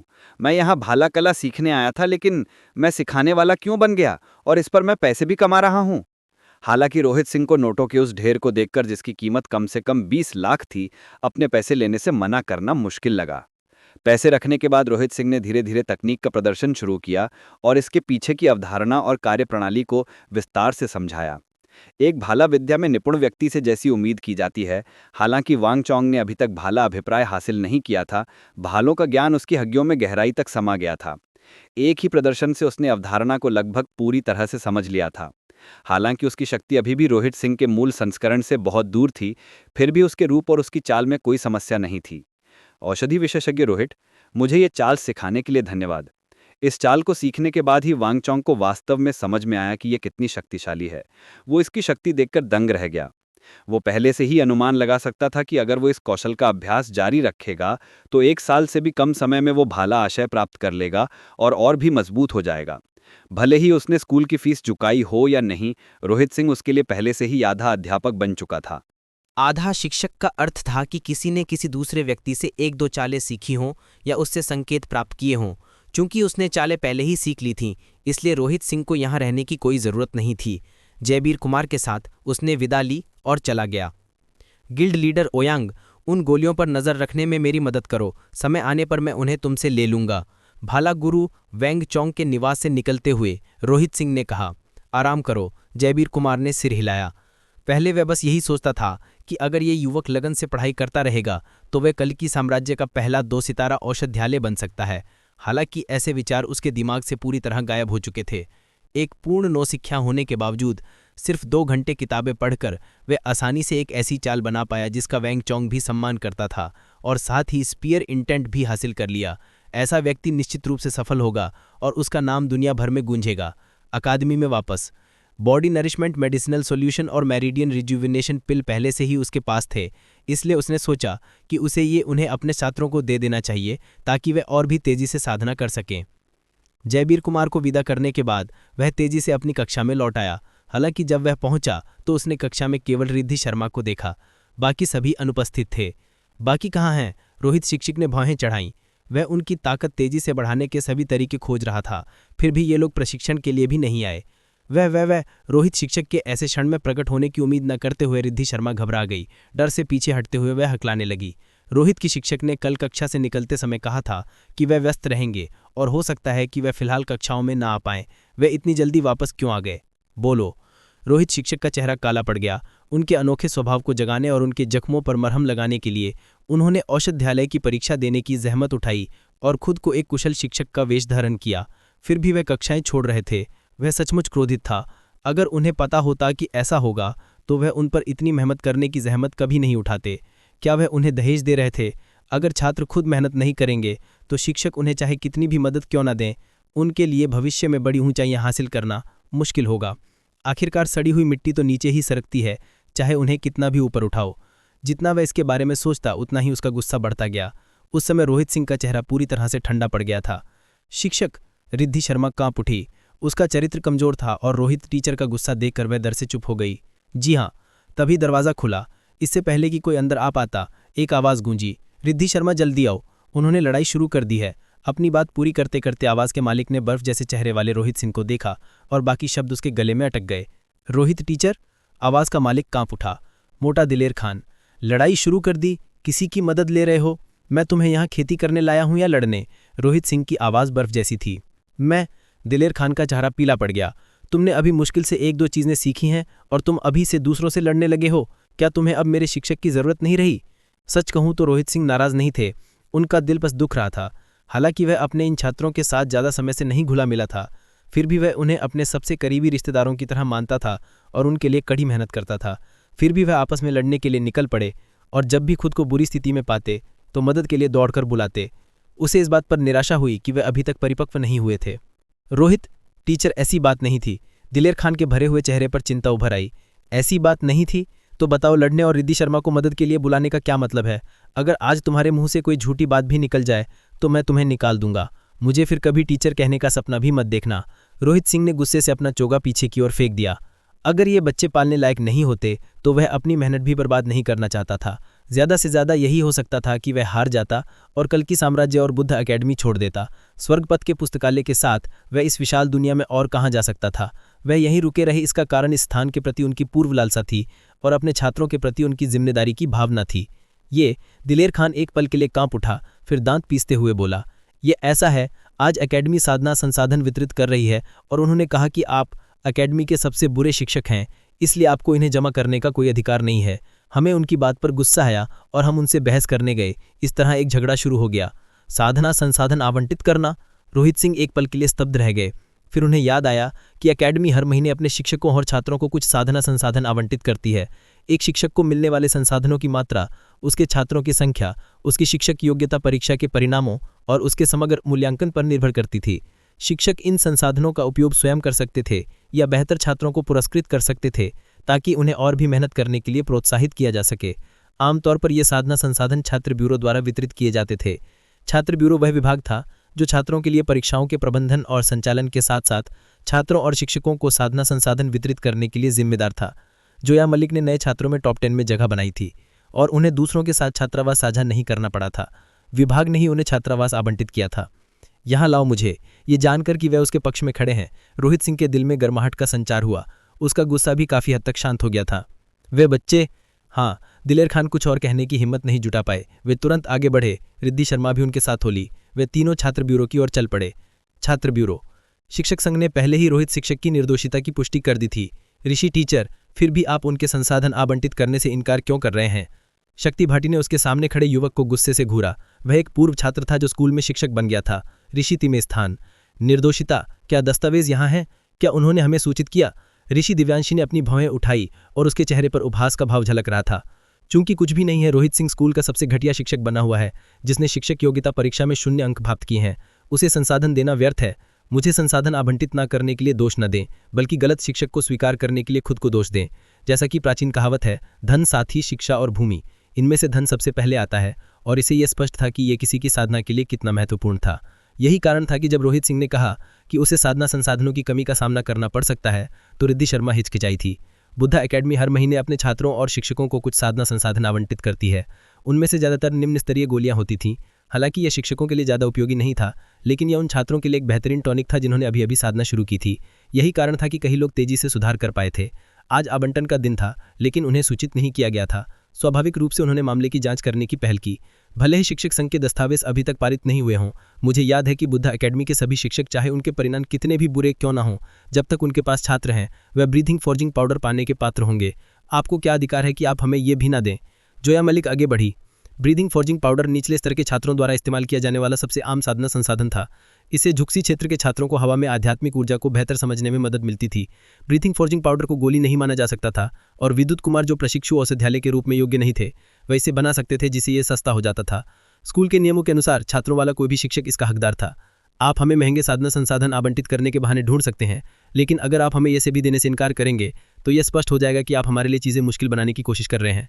ऐसा नियम तो है, लेकिन एक प्रावधान भी है कि अगर छात्र प्रशिक्षण के लायक नहीं है, तो छात्र ब्यूरो छात्रों को कोई भी संसाधन आवंटित न करने का विकल्प चुन सकता है। आप सभी ने छात्र ब्यूरो की व्यवस्था का पालन करने से इनकार कर दिया और यहाँ हंगामा किया, इसलिए यह तर्कसंगत है कि मैं आपके अनुरोध को अस्वीकार कर दूं। ऋषि दिव्यांशी ने अहंकार से कहा। आप यह देखकर कि दूसरा पक्ष उन्हें यह न देने पर अड़ा हुआ है, जोया मलिक का चेहरा तेज हो गया और उसका चेहरा लाल हो गया। क्यों? क्या आप मेरी व्यवस्था से संतुष्ट नहीं है? ऋषि दिव्यांशी की भौहें चुकाई और उसके चेहरे पर उपहास का भाव झलक रहा था। अगर आप संतुष्ट नहीं हैं, तो वह वहाँ एक छात्र द्वंद्व मंच है। आप मेरे छात्रों को चुनौती दे सकते हैं, और अगर आप उन सभी को हरा देते हैं, तो मैं न केवल आपको ब्रीथिंग फॉर्जिंग पाउडर दूंगा, बल्कि ब्रीथिंग फॉर्जिंग बीड भी दूंगा। याद रखें, एक ब्रीथिंग फॉर्जिंग बीड है। क्या आप सब लोग रोहित सिंह को उसका संसाधन देने की मांग करते हुए हंगामा नहीं कर रहे थे? हालांकि ये कोई असली गोली नहीं है, लेकिन ये इससे बहुत दूर नहीं है। ये पिक्स्यू क्षेत्र के विशेषज्ञों के लिए भी प्रभावी है। एक साधारण शिक्षक हर महीने में केवल एक का दावा कर सकता है। अगर आप चुनौती लेने का साहस करते हैं और सफल होते हैं, तो मैं आपको तीनों दूंगा। छात्र द्वंद्व मंच छात्रों और शिक्षकों के बीच विवाद को सुलझाने का एक तरीका था। सभी तरीकों में यह टीचर द्वंद्व मंच के बाद दूसरे स्थान पर था। इसका संचालन सरल था। जब तक कि चुनौती देने वाला अपने सभी छात्रों को हरा देता, तब तक उस शिक्षक को माफी मांगनी पड़ती थी। सांस गढ़ने की मणि 3। ये शब्द सुनते ही जोया मलिक और बाकी की सांसें तेज होने लगी। सांस गढ़ने वाला मणका बुद्ध अकादमी की एक अनोखी चीज थी। यह ऐसी चीज थी जो औषधालय संघ में भी नहीं खरीदी जा सकती थी। इससे साधकों में आध्यात्मिक ऊर्जा के अवशोषण की गति बढ़ जाती थी, जिससे वे तेजी से निखरते थे। रोहित गुरु ने बिना किसी बदले की उम्मीद के हमारे लिए इतना कुछ किया है। उनके शिष्य होने के नाते अब समय आ गया है कि हम उनका एहसान चुकाएं। शक्ति भाटी की निगाहें दृढ़ थी। बचपन से ही वह अकेले ही लगन से प्रशिक्षण ले रहा था, अपनी साधना में आगे बढ़ने की कोशिश कर रहा था। उसने सोचा था कि स्कूल में भी उसके गुरु केवल उसकी शंकाओं का समाधान करेंगे और कुछ समस्याओं का समाधान करेंगे। हालांकि रोहित गुरु ने उसे जो स्नेह दिया था, वह इससे कहीं बढ़कर था। उन्होंने उसके लिए एक साधना तकनीक बनाई और उसकी कमियां बताईं। बस उनकी खातिर उसने एक गोली बहस में हिस्सा लेने का जोखिम भी उठाया। जो कुछ हुआ था, उसके बारे में सोचते हुए वो भावुक हुए बिना नहीं रह सका। उसके अंदर प्रेरणा उमड़ पड़ी। रोहित शिक्षक को भले ही इन संसाधनों की परवाह ना हो, लेकिन हर शिक्षक को कुछ ना कुछ आवंटित किया जाता है। अगर वह अकेला ऐसा शिक्षक बन गया जिसे कुछ भी नहीं मिला, तो उसकी प्रतिष्ठा और साख धूमिल हो जाएगी। उसके छात्रों के रूप में हमें उसके लिए लड़ना होगा, चाहे इसके लिए कुछ भी करना पड़े। जोया मलिक ने दांत पीस लिए। रोहित शिक्षक ने यूं ही उसे 1 लाख स्वर्ण मुद्राओं वाली ठंडी सूर्य माता घास दे दी। हालांकि सांस बनाने वाला मणका भी बुरा नहीं था, फिर भी यह संभावना नहीं थी कि वो उसकी ज्यादा परवाह करता। खैर, अब यह संसाधन आवंटन की समस्या नहीं, बल्कि गरिमा की समस्या है। अकादमी के इतने सारे शिक्षकों में से वह अकेला ऐसा शिक्षक था जिसे संसाधन नहीं दिए गए थे। अगर बात फैल जाती तो लोग उसे नीची नजरों से देखते। चूंकि वह अकादमी में नहीं है, तो गुरुजी, हम आपकी जगह आपकी गरिमा की रक्षा करेंगे। हम आपकी प्रतिष्ठा की रक्षा करेंगे। जोया मलिक, शक्ति भाटी और सुमेर राठौर की आंखों में दृढ़ संकल्प झलक रहा था। जरा भी हिचकिचाहट नहीं दिख रही थी। ठीक है, हम छात्र द्वंद्व मंच को चुनौती देंगे। सहमति में सिर हिलाते हुए शक्ति भाटी ने अपनी पीठ पर रखा भाला निकाला और उसे एक साथ जोड़ने लगे। फिर अपनी कलाई के एक झटके से भाले के दबाव से हवा करहा उठी। यह तुमने अपने लिए चुना है, इसका पछतावा मत करना। ऋषि दिव्यांश ने ठंडी हंसी उड़ाई। उसने हाथ उठाकर इशारा किया, सब लोग बाहर आ जाओ, तुम्हें कोई चुनौती दे रहा है, उन्हें सबक सिखाने का समय आ गया है। अगर तुम उन्हें हरा दोगे तो मैं तुम सबको थोड़ा सा ब्रीथ फॉर्जिंग पाउडर दूंगा। वारा लाला! एक गर्जना के साथ लोगों का एक समूह बाहर आया। वे सभी नए छात्र थे और लगभग 40-50 लोग थे। मेरे पास कुल 47 छात्र हैं, तो में से चाहे जितनी भी छात्रों उन पर आक्रमण करो, जब तक तुम सभी 47 छात्रों को हरा सको, मैं इसे तुम्हारी जीत मानूंगा। ऋषि दिव्यांश के होठों के कोने ऊपर की ओर उठ गए। 47? जोया मलिक और बाकी लोगों के मुंह फड़क गए। उन्होंने सोचा भी नहीं था कि इसी साल शामिल हुआ एक नया शिक्षक इतने सारे छात्रों को भर्ती कर पाएगा। चलो लड़ते हैं, हमें खुद को और रोहित शिक्षक को शर्मिंदा नहीं करना चाहिए। छात्र द्वंद्व मंच के नियम थे। कोई भी अपने प्रतिद्वंदियों से एक एक करके लड़ सकता था या उन सभी से एक साथ मुकाबला कर सकता था, जब तक वे शिक्षक के अधीन सभी छात्रों को हरा पाते या उनकी जीत होती। चूंकि उन्होंने पहले ही अपना मन बना लिया था, तो उन्हें हिचकिचाने की कोई बात नहीं थी। एक छलांग के साथ शक्ति भाटी पहले अखाड़े में उतरे। हू! ऋषि दिव्यांश का एक छात्र भी उछल पड़ा। द्वंद्व तुरंत शुरू हो गया। ऋषि तियान? स्टूडेंट ब्यूरो जाते हुए दिलेर खान ने रोहित सिंह को पूरी बात बताई। यह सुनकर रोहित सिंह के माथे पर बल पड़ गए। उसने शिक्षक को कभी नाराज नहीं किया था, चाहे वो पहले कभी हुआ हो या पुनर्जन्म के बाद। वह उस पर आक्रमण क्यों कर रहा है? आखिर अकादमी बाहर से शांत दिखती थी, लेकिन अंदर ही अंदर कलह व्याप्त थी। कई प्रतिद्वंदिताएं और साजिशें छुपकर चल रही थी। हालांकि उसे स्टूडेंट ब्यूरो के उस शिक्षक के साथ कोई विवाद याद नहीं था। स्टूडेंट ब्यूरो के शिक्षक ऐसा कम ही करते थे, क्योंकि इससे दूसरे शिक्षकों का गुस्सा भड़क उठता था। इसके अलावा रोहित सिंह ने अभी अभी शिक्षा ब्यूरो के प्रमुख को अपदस्थ कर दिया था। हालांकि छात्रों को इसकी जानकारी नहीं थी। शिक्षक होने के नाते उसे यह खबर सुननी चाहिए थी।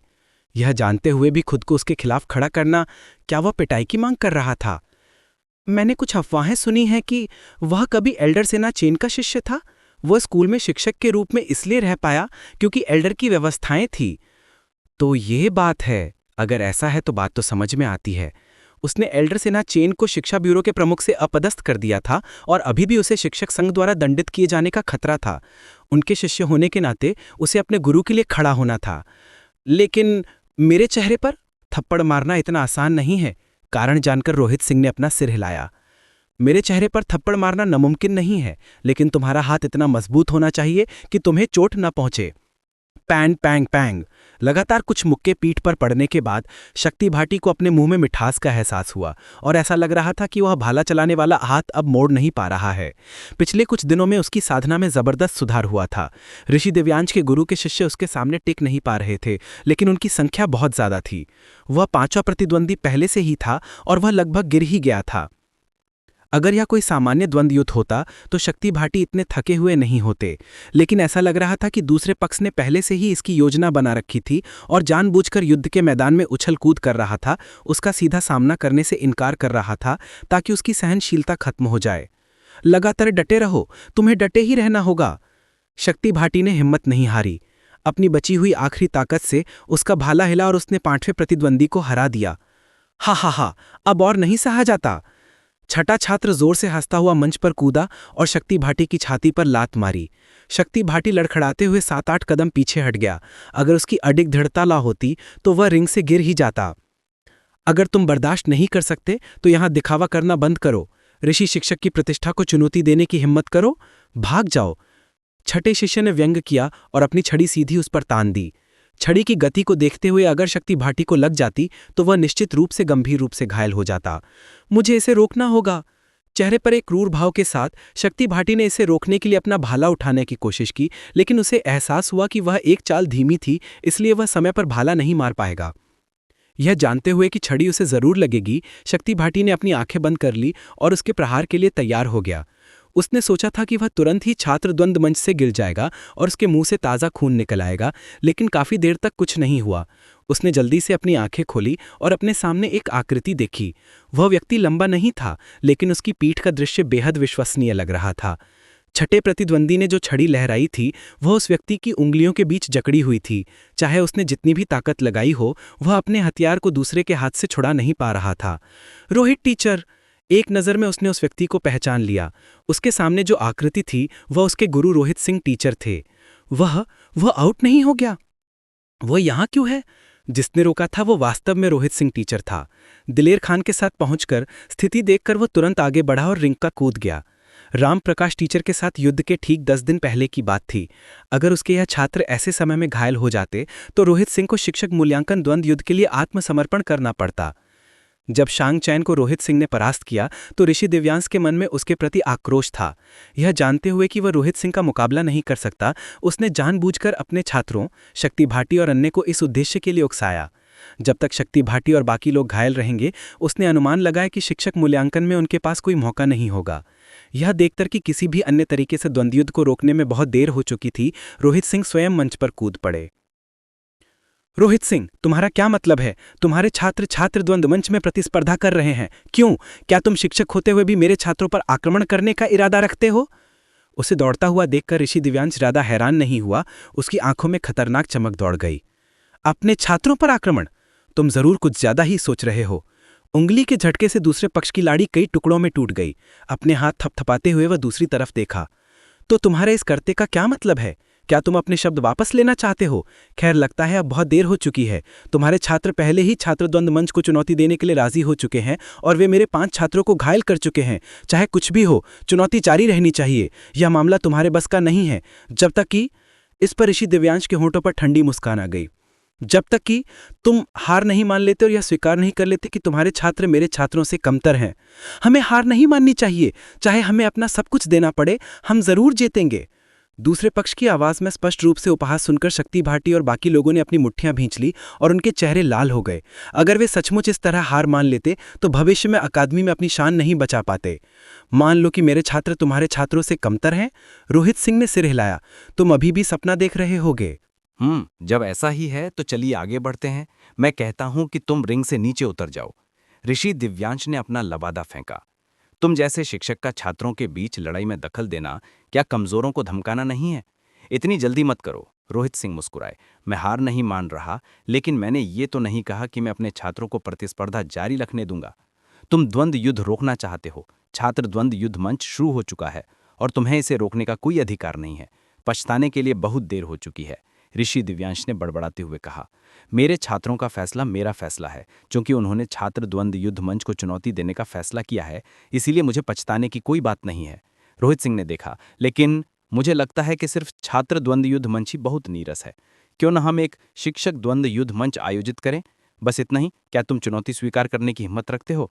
क्या शिक्षक द्वंद्व युद्ध मंच को चुनौती दो? क्या वो आदमी पागल है? क्या उसके दिमाग में कुछ गड़बड़ है? शिक्षक द्वंद्व युद्ध मंच का मतलब है कि छात्र शिक्षक को चुनौती देते हैं। उनके छात्रों के लिए छात्र द्वंद्व युद्ध मंच में जीत हासिल करना ही पहले से ही कठिन है।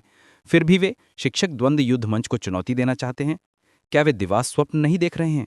रोहित सिंह की बातें सुनकर छात्र बीरों में उपस्थित शिक्षक और छात्र अवाक रह गए। जब कोई छात्र किसी शिक्षक से असंतुष्ट होता है तो वह छात्र द्वंद्व मंच के माध्यम से अपने अधीनस्थ सभी छात्रों को चुनौती देकर उसे अपनी गलतियां स्वीकार करने के लिए मजबूर कर सकता है।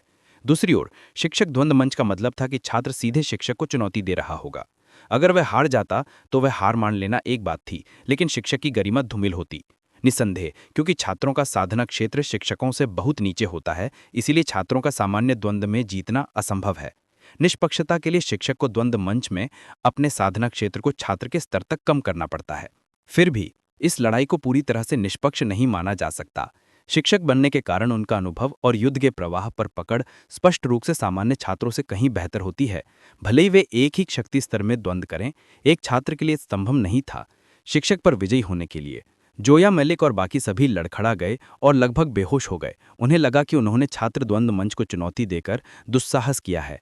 फिर भी रोहित शिक्षक उन्हें मात देने में कामयाब रहे और उन्होंने शिक्षक द्वंद्व मंच के लिए अनुरोध किया।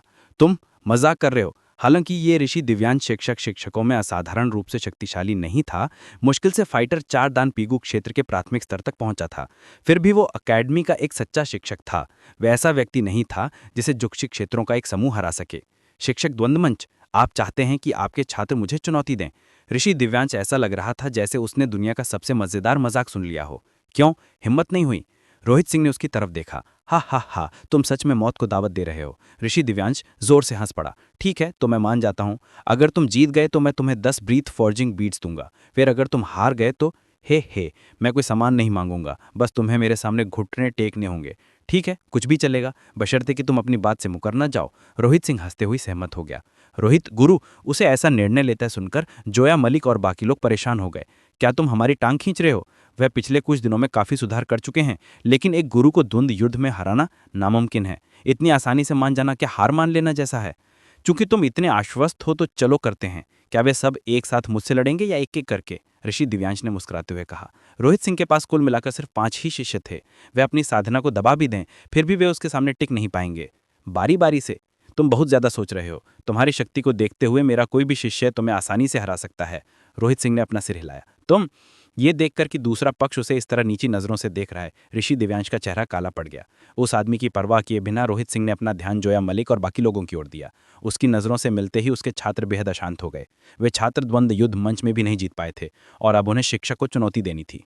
तुम में से कुछ लोगों ने कभी लड़ाई नहीं की थी। अगर मैं तुम्हें ऋषि शिक्षक को चुनौती दूं तो ये सचमुच कमजोरों को धमकाना है। शक्ति भाटी, तुम उसका सामना करोगे। रोहित सिंह ने इधर उधर देखा और फिर लापरवाही से शक्ति भाटी की ओर इशारा किया। यह शब्द सुनकर आसपास की भीड़ लगभग बेहोश हो गई। भाई, क्या तुम्हारा इतना बड़ा दिखावा करना ठीक है? अगर तुम सचमुच में शेखी बघारना चाहते भी होती तो वे वास्तविक होनी चाहिए, राइट? शक्ति भाटी की क्षमताओं को छोड़ भी दें तो वह अभी कई प्रतिद्वंदियों से लड़ा है और उसकी सहन शक्ति कम हो रही है। क्या तुमने नहीं देखा कि वह अब अपना भाला भी नहीं हिला सकता? हो सकता है कि वह अब एक मुर्गी को भी ना मार पाए। फिर भी तुम उसे ऋषि के दिव्यांश के खिलाफ खड़ा करना चाहते हो, और तो और दूसरे पक्ष को धमकाना, सरासर बदमाशी। उस आदमी की हालत देखकर अगर ऋषि दिव्यांश कोई हरकत भी ना करे तो भी वह शायद पल भर में ही खुद ही गिर जाएगा। ना सिर्फ बाकियों के चेहरे पर उलझन थी, बल्कि शक्ति भाटी का मुंह भी फटक रहा था। गुरुजी, वह पागल होने वाला था। रोहित गुरुजी, क्या आप ऐसी शरारतें करना बंद कर सकते हैं? वह जानता है कि उसकी क्या औकात है और वह इस वक्त अपने रास्ते में आने वाले किसी भी छात्र से भी नहीं लड़ पाएगा। कहने की जरूरत नहीं ऋषि दिव्यांश गुरुजी, अगर वे अपनी साधना को एक योद्धा स्तर से एक दान के स्तर तक भी सीमित कर दें तो भी उसके लिए विजयी होना असंभव है। जैसे वे रोहित गुरुजी को अपनी शारीरिक स्थिति के बारे में बताने ही वाले थे, उनके कुछ बोलने से पहले ही दूसरे व्यक्ति की शांत आवाज आ गई। अभी खुश मत हो, इस ऋषि गुरुजी को हराने के बाद जश्न मनाने में देर नहीं है। खुश हो मेरे पैर, मैं तो आंसू के किनारे पर हूं, बता नहीं सकते। शक्ति भाटी का शरीर लड़खड़ा गया और ऐसा लग रहा था जैसे वह किसी भी पल बेहोश हो जाएगा। मौत को दावत दे रहे हो। यह दृश्य देखकर ऋषि दिव्यांश को लगा कि रोहित सिंह उसे शर्मिंदा करने के लिए जानबूझकर ऐसा कर रहे हैं। गुस्से से उनका मुंह भड़क गया और आंखों में गुस्सा चमक उठा। लड़ाई से पहले मैं उसे एक नई भाला कला सिखाऊंगा। क्या ऋषि गुरु को इसमें कोई दिक्कत नहीं होगी? दूसरों की अजीब निगाहों को नजरअंदाज करते हुए रोहित सिंह ने ऋषि दिव्यांश से पूछा। इसके लिए थोड़ी देर हो चुकी है, ऋषि दिव्यांश बड़बड़ाए। देर हो या ना हो कोई बात नहीं, बस इतना ही काफी है तुम्हें हराने के लिए। रोहित सिंह मुस्कुराए। वे शक्ति भाटी के पास गए और बोले, लो गुरु तुम्हें भाला कला सिखाएंगे, ध्यान से देखो और सीखो। इसके बाद उसने दूसरे पक्ष के हाथों से भाला लिया और अपनी हथेली को हल्का सा हिलाते हुए टेढ़ी मेढ़ी दिशा में आगे की ओर वार किया। इस चाल में कोई गहराई नहीं थी, बस एक बेतरतीब हरकत लग रही थी। ये भाला कला से जरा भी मेल नहीं खाती थी। ये एक सहज चंचल वार जैसा लग रहा था। ये आदमी मजाक कर रहा है क्या? तुम इसे भाला कला कहते हो? एक उत्तेजित सुअर और एक सुअरनी की मुलाकात वाली भाला कला तो उससे भी बेहतर होगी। मैंने ऐसे लोग देखे हैं जो अपने ही माता पिता को ठगते हैं, लेकिन मैंने पहली बार किसी शिक्षक को अपने ही छात्र को ठगते देखा है। शक्ति भाटी का तो शायद अंत हो गया। ऐसे शिक्षक से मिलकर वो चाहे कितने भी प्रतिभाशाली क्यों ना हो, बर्बाद हो जाएगा। रोहित सिंह ने सबके सामने शक्ति भाटी को सिखाया और सभी ने ये चाल साफ देखी। एक पल के लिए उनके दिमाग इस स्थिति को समझ नहीं पाए। क्या तुम इसे भाला कला कहते हो? यहां तक कि एक सफाई कर्मी द्वारा फर्श साफ करने के लिए इस्तेमाल की जाने वाली तकनीक भी तुम्हारी उस चाल से कई गुना ज्यादा गहरी है। क्या तुमने इसे अभी तक समझ लिया है? भीड़ में हो रही चर्चाओं को नजरअंदाज करते हुए रोहित सिंह ने शक्ति भाटी की ओर देखा। हाँ, शक्ति भाटी रोना चाहता था। क्या ऐसी चाल सीखने की भी जरूरत होती है? भाले से उसका पहली बार सामना 6 साल की उम्र में हुआ था। किताबों में कोई भी बेतरतीब चाल उसके शिक्षक द्वारा सिखाई गई चाल से कहीं बेहतर होती है। ठीक है, चूंकि तुमने इसे पहले ही समझ लिया है, जाओ और ऋषि शिक्षक को हरा दो। रोहित सिंह ने सिर हिलाया। महेंद्र ने धीरे से शक्ति भाटी के शरीर पर डंक मारा। अपने शिक्षक के निर्देश सुनकर शक्ति भाटी रोने ही वाला था कि उसने रोहित शिक्षक की हथेली अपने कंधे पर महसूस की। उसके मेरिडियन से झेंकी का एक प्रवाह निकला। झेंकी बहुत घनी और शुद्ध थी। उसके रास्ते में आने वाले सभी थक्के तुरंत टूट गए और उसने महसूस किया कि उसके शरीर की बेड़ियां खुल गई हैं, मानो कोई पौष्टिक टॉनिक खा लिया हो। सारी थकान गायब हो गई और वो तरोताज़ा महसूस करने लगा। थकान एक बीमारी की तरह होती है और ये अक्सर व्यक्ति के मेरिडियन में रुकावटों के कारण होती है। रोहित सिंह की शुद्ध झेंकी के तहत उन रुकावटों को दूर करना मुश्किल नहीं था। मेरा विरोध मत करो, मेरी झेंकी की गति का अनुसरण करो और उसके साथ अपनी सांसों को समायोजित करो। वो अभी भी रोहित गुरु की हरकतों पर हैरान था, तभी उसने अपने कानों के पास उनकी आवाज़ सुनी। जानते हुए कि उसके गुरु उसे कभी नहीं हराएंगे, शक्ति भाटी ने जल्दी से अपना ध्यान केंद्रित किया और अपनी सांसों को समायोजित किया।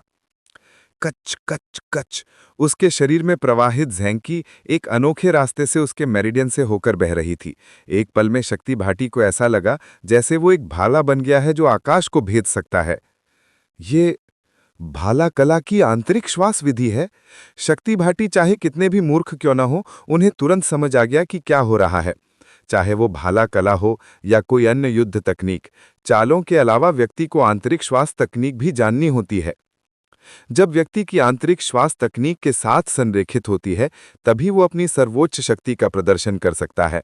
अन्यथा ये देखने में दिखावटी लगेगा, जबकि वास्तव में आक्रमण के पीछे बहुत कम शक्ति होती है।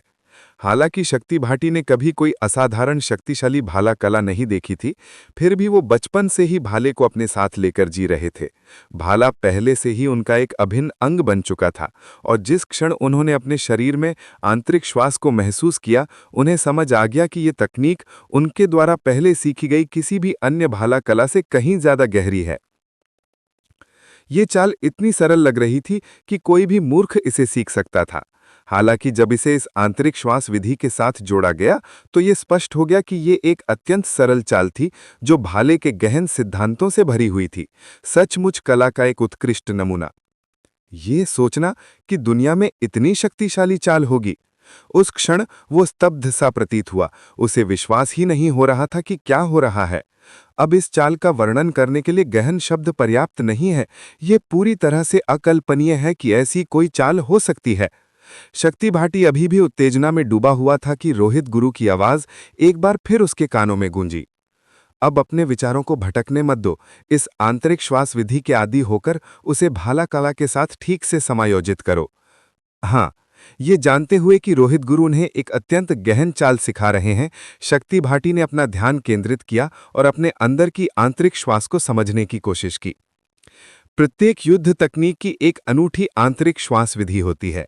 किसी युद्ध तकनीक को सीखने के लिए व्यक्ति को धीरे धीरे उसके लिए आवश्यक सभी अवरुद्ध मेरिडियन को खोलना पड़ता है।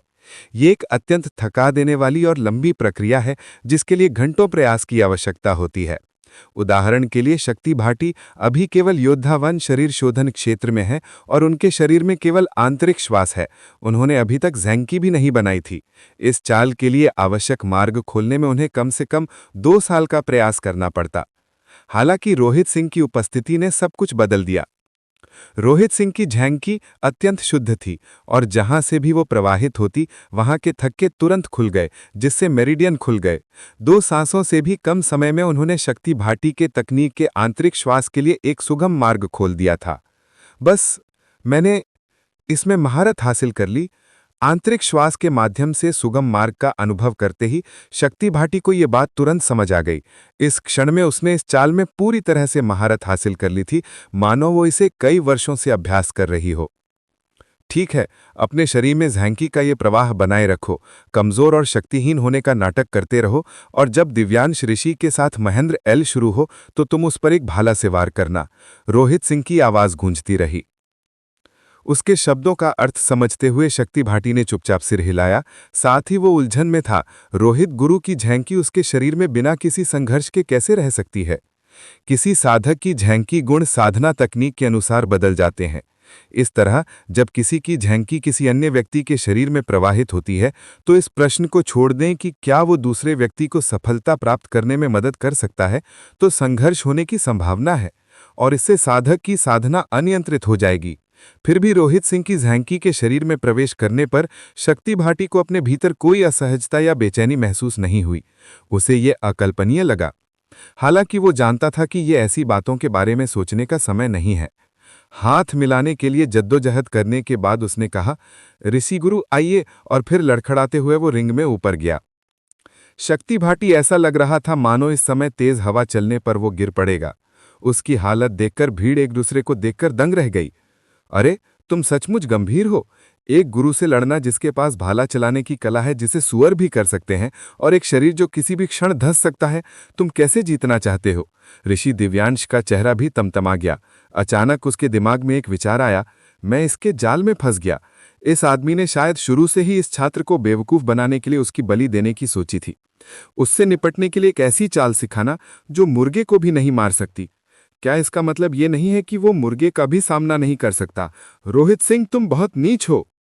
ये सोचकर कि सामने वाला जानबूझकर उसे नीचा दिखा रहा है, ऋषि दिव्यांश ने दांत पीसते हुए खुद भी रिंग में कदम रखा। ऋषि गुरु, कृपया मुझ पर थोड़ी नरमी करें। अत्यंत कमजोर छवि बनाते हुए शक्ति भाटी ने अपना भाला उठाने की कोशिश की। ये देखकर कि कैसे इतनी सी हरकत भी थकान से उसके माथे से पसीना टपक सकता है, सब अवाक रह गए। शिक्षक महेंद्र सिंह के धाकस्तंभ को चुनौती दिए हुए बहुत समय हो गया था। किसी ने सोचा भी नहीं था कि वर्षों बाद पहली बार कोई ऐसा स्तंभ इतना सनकी होगा। अगर बात फैल गई तो हंगामा हो जाएगा। शिक्षक, मैं शक्ति भाटी को क्यों नहीं बदल देती? जोया मलिक बोली। महेंद्र सिंह को और कुछ समझ नहीं आ रहा था। देखो, रोहित सिंह ने उसे स्थिति नहीं समझाई। अपनी शिक्षिका को इतना आत्मविश्वासी देखकर हालांकि जोया मलिक उलझन में थीं, उन्होंने आगे कोई सवाल करने की हिम्मत नहीं की। इसके बजाय उन्होंने अपना ध्यान मंच की ओर मोड़ लिया। तुम पर नरमी बरती? अपनी इस दुर्दशा के लिए अपने प्यारे रोहित शिक्षक को दोष दो। रोहित सिंह के इरादों को देखते हुए ऋषि दिव्यांश क्रोधित हो गए। तो मैं अपनी अशिष्टता के लिए पहले ही माफी मांग लूंगा। ये जानते हुए कि दूसरा पक्ष अपनी पहचानों के बीच की असमानता को देखते हुए पहला कदम नहीं उठाएगा, उसने और देर नहीं की और अपना भाला सीधे दूसरे पक्ष पर चला दिया। भाले की नोक हिल रही थी, मानो उसके पीछे कोई ताकत ही ना हो। ये वही बेकार चाल थी जो रोहित सिंह ने उसे अभी-अभी सिखाई थी। ये देखकर कि दूसरे साथी ने सचमुच उसके खिलाफ ऐसी चाल चलने की हिम्मत की थी, ऋषि दिव्यांश और भी क्रोधित हो गए। उन्होंने अपनी साधना को योद्धा एक शरीर शोधन क्षेत्र के स्तर तक दबा दिया और बिना किसी हथियार का उपयोग किए शक्ति भाटी के हमले का नंगे हाथों सामना किया। नंगे हाथों भाले का सामना। फिर भी किसी ने भी शक्ति भाटी के बारे में अच्छा नहीं सोचा। सभी ने सोचा कि वो आदमी पिटेगा। अब ये देखकर कि दूसरा पक्ष उसे कम आंक रहा था, नंगे हाथों उसका सामना कर रहा था, शक्ति भाटी की आंखें चमक उठी। उसने तुरंत ही झेनकी का वो उभार पैदा कर दिया जो रोहित सिंह ने पहले ही उसके शरीर में छोड़ा था, और पल भर में उसका स्वभाव बदल गया। अगर वो एक पल पहले एक पालतू मेमना होता तो इस समय वो एक खूंखार बाघ होता। धमाका! भाला सीधा ऋषि दिव्यांश की छाती पर लगा। क्या? ऋषि दिव्यांश की आंखें सिकुड़ गईं। उसे हमले से जबरदस्त खतरे का एहसास हुआ। एक तो एक शिक्षक और दूसरा एक फाइटर 4 दान पिगू लोक विशेषज्ञ होने के नाते, हालांकि ऋषि दिव्यांश ने कभी भाला चलाना नहीं सीखा था, फिर भी वो समझ सकता था कि ये चाल कितनी शक्तिशाली थी। भाले के पीछे का बल इतना शक्तिशाली था कि उसने अपने सामने की हवा को इस हद तक संकुचित कर दिया कि हवा का एक तेज झोंका आसपास के वातावरण में चला गया। अगर ऋषि दिव्यांश ने अपनी साधना को दबाया ना होता तो भी उसे इस चाल से निपटना मुश्किल हो जाता। एक जुक्सी लोक बालक में इतनी अविश्वसनीय शक्ति कैसे हो सकती है? उसे ऐसा लग रहा था जैसे वो पागल हो रहा है। रोहित सिंह, तुमने मुझे धोखा दिया। इस क्षण उसे एहसास हुआ कि वो दूसरे पक्ष के धोखे में आ गया है। कोई आश्चर्य नहीं कि वो आदमी इतना आत्मविश्वासी था। ये शक्ति भाटी इतना शक्तिशाली कब हो गया? बिना ज्यादा सोचे समझे उसने अपनी शक्ति को और दबा के रखने की हिम्मत नहीं की। जैसे ही उसने भाले की ताकत को रोकने की कोशिश की, झेनकी तुरंत ही उसके हाथों से फूट पड़ा। हालांकि योद्धा 7 दान थोंगशुआ क्षेत्र के भाला गुरु वांगचोंग भी इस स्वर्गपथ भाला कला के सामने नहीं टिक पाए थे और कहने की जरूरत नहीं कि वो तो सिर्फ यही था। पैंग! भाले की डंडी ऋषि दिव्यांश की छाती पर जोर से लगी। उसके मुंह में धातु जैसी तीखी गंध आई और उसमें से खून की धार फूट पड़ी। वो तुरंत ही गुरु महेंद्र एलिंग मंच से उड़ गया और जमीन पर गिर पड़ा, बुरी तरह घायल। सन्नाटा, सरपट सन्नाटा। क्या ऋषि दिव्यांश गुरु एक ही वार से हार गए? आखिर क्या हो रहा है? एक क्षण के आश्चर्य के बाद हंगामा मच गया। शुरुआत में ऋषि गुरु को एक ऐसे छात्र से जूझते देखकर जो किसी भी पल गिर सकता था, उन्होंने सोचा कि वो उसे आसानी से अपनी एक उंगली से कुचल देगा। लेकिन क्या हो रहा है? छात्र के एक ही वार से ऋषि गुरु ने नियम के विरुद्ध जाकर अपनी पूरी ताकत झोंक दी। फिर भी वो उड़ गया। क्या मैं कुछ देख रहा हूं? क्या कोई मुझे बता सकता है कि आखिर हो क्या रहा है? जोया मलिक, सुमेर राठौर और बाकियों की आंखें अविश्वास से चौड़ी हो गईं। ये बंदा उनके साथ हर दिन रहता था, इसलिए वो उसकी ताकत अच्छी तरह जानते थे। वो अचानक इतना शक्तिशाली कैसे हो गया? और तो और, अगर दूसरे लोग भी कड़ी मेहनत करें तो बस थोड़ा बहुत सुधार होगा। ये तो हद से ज्यादा हो रहा है। एक फाइटर 4 दान पिगू क्षेत्र के विशेषज्ञ को एक ही वार से उड़ा देना, क्या हम सपना देख रहे हैं? नहीं, ऐसा नहीं है कि हम सपना देख रहे हैं। ये भाले की तकनीक है। उनमें से कुछ ने एक साथ रोहित सिंह की ओर देखा। उन्हें यह भी एहसास हो गया था कि शक्ति भाटी अचानक इतना शक्तिशाली क्यों हो गया था। इसका कारण रोहित के गुरु द्वारा उसे सिखाई गई भाला विद्या थी। बस वो बेकार भाला विद्या जो शायद मुर्गे को भी नहीं मार सकती, इतनी शक्तिशाली कैसे हो सकती है? ऋषि दिव्यांश के शिष्यों ने अपने गुरु का उत्साहवर्धन करने के लिए हाथ उठाए थे, लेकिन कुछ कहते ही उनके सामने ऐसा परिणाम आ गया। उनके चेहरे पर आश्चर्य छा गया और वो समझ नहीं पा रहे थे। गुरुजी, होश में आते ही सभी ऋषि दिव्यांश को उठाने के लिए आगे बढ़े। ऋषि दिव्यांश ने अपनी सांसों को नियंत्रित किया और थोड़ा बेहतर महसूस किया। उन्होंने रोहित सिंह को ठंडी निगाहों से देखा और जैसे ही वो बोलने वाले थे, उन्होंने देखा कि शक्ति भाटी हाथ में भाला लिए आ रहे हैं। शक्ति भाटी ने हाथ जोड़कर प्रणाम किया। ऋषि गुरु, मुझ पर नरमी बरतने के लिए धन्यवाद। पुह! ये शब्द सुनकर दिव्यांश ऋषि का चेहरा लाल हो गया और उसके मुंह से खून की एक और बूंद निकल पड़ी। जरा संभल कर, अगर मैं कर सकता तो तुझे पीट पीट कर मार डालता। किसे पता था कि भाले चलाने की तुम्हारी तकनीक इतनी अजीब होगी। एक शिक्षक का अपने छात्र से हारना। उसके चेहरे पर चुभन सी महसूस हुई, मानो किसी और ने उसे थप्पड़ मारा हो। ऋषि गुरु, आपने पहले कहा था कि अगर मैं जीत गया तो आप हमें 10 श्वास बनाने वाले मोती देंगे। मुझे आपसे इसे देने के लिए कहना पड़ेगा। शक्ति भाटी उत्साह से आगे बढ़े। हालांकि वो गुस्से में था। उसे पता था कि इस बार उसने सचमुच अपने आप को शर्मिंदा किया है। अगर वो शिक्षक महेंद्र एलिंग मंच हारने के बाद अपने शब्दों से मुकर गया तो वो सचमुच अपनी सारी गरिमा खो देगा। दांत पीसते हुए उसने अपनी जेब से एक जैत की बोतल निकाली और उसे आगे बढ़ा दिया। शक्ति भाटी ने झट से उसे स्वीकार करते हुए ढक्कन खोला और अंदर ब्रीथ फॉजिंग बीड्स की एक पंक्ति देखी। उससे सुगंध हवा में फैल गई और एक अद्भुत आध्यात्मिक ऊर्जा का अनुभव हुआ। गुरुजी, शक्ति भाटी ने ब्रीथ फॉजिंग बीड्स जल्दी से रोहित सिंह के पास ला दिए। उनका चेहरा खुशी से भरा हुआ था। उन्होंने पूरी दोपहर स्टूडेंट ब्यूरो में हंगामा मचाने का कारण रोहित शिक्षक के लिए ये शिक्षण संसाधन प्राप्त करना था। हालांकि ये थका देने वाला था, लेकिन फिर भी वो अंततः सफल ही हो गए। धिक्कार है। ऋषि दिव्यांश का दिल रो रहा था। एक शिक्षक महीने में केवल एक ब्रीथ फॉर्जिंग गोली प्राप्त कर सकता था। 10 ब्रीथ फॉर्जिंग गोलियां उसके लिए बहुत बड़ी दौलत थीं। अगर वो उन्हें सौंप भी देता तो भी वो रोहित सिंह को उनका उपयोग करने नहीं देता। रोहित सिंह, तुम्हारे छात्रों ने ही वो ब्रीथ फॉर्जिंग बीड्स जीते थे। तुम तो उन पर हकदार ही नहीं थे। मुझे नहीं लगता कि तुम इतने बेशर्म होगे कि अपने छात्रों की चीज खा लो। तो क्या हुआ, तुम्हें वो बीड्स मिल गए? तुम्हारे छात्रों ने गोलियां पाने के लिए इतनी मेहनत की, क्या तुम में इतनी हिम्मत है कि खुद उन्हें खा लो? अगर तुम उन्हें नहीं खा पा रहे हो तो वो ना पाने के बराबर है। खाओ। रोहित सिंह ने जैत की बोतल ली और सिर हिला दिया। ऐसे कचरे का कौन उपयोग करेगा? और फिर उसने अपनी कलाई घुमाई। पुतंग, जैत की बोतल पास के एक तालाब में फेंक दी। ये नजारा देखकर सब दंग रह गए। ऋषि दिव्यांश भी हैरान हो गए। तुम क्या कर रहे हो? उन 10 ब्रीथ फॉर्जिंग बीड्स की कीमत हजारों में है। तुमने उसे यूं ही फेंक दिया? शक्ति भाटी, जोया मलिक और बाकी लोग भी दंग रह गए। इतना हैरान होने की जरूरत नहीं है। हालांकि ब्रीथ फॉर्जिंग बीड्स साधक को आध्यात्मिक ऊर्जा तेजी से इकट्ठा करने में मदद कर सकते हैं, लेकिन ज्यादा सेवन करने से वो इन पर निर्भर हो जाएगा। ये भविष्य की साधना के लिए अच्छा नहीं है। उनके भ्रमित भावों को देखकर रोहित सिंह ने एक और जैद की बोतल निकाली और अपने शिष्यों की ओर फेंक दी। ये कुछ चीजें मैंने तुम्हारे लिए तैयार की हैं। तुम्हारे खत्म होने के बाद मैं और ले आऊंगा। संदेह से जोया मलिक और बाकी लोगों ने बोतल पकड़ी और उसे खोला। अंदर क्या था ये देखकर वो चौंक गए। Breath forging pills. अंदर की गोलियां गोल और चमकदार थीं। उनसे एक ऐसी सुगंध आ रही थी जो सीधे शरीर में समा जाती। सोचिए कि ये ब्रीथ फॉर्जिंग पिल्स होंगी।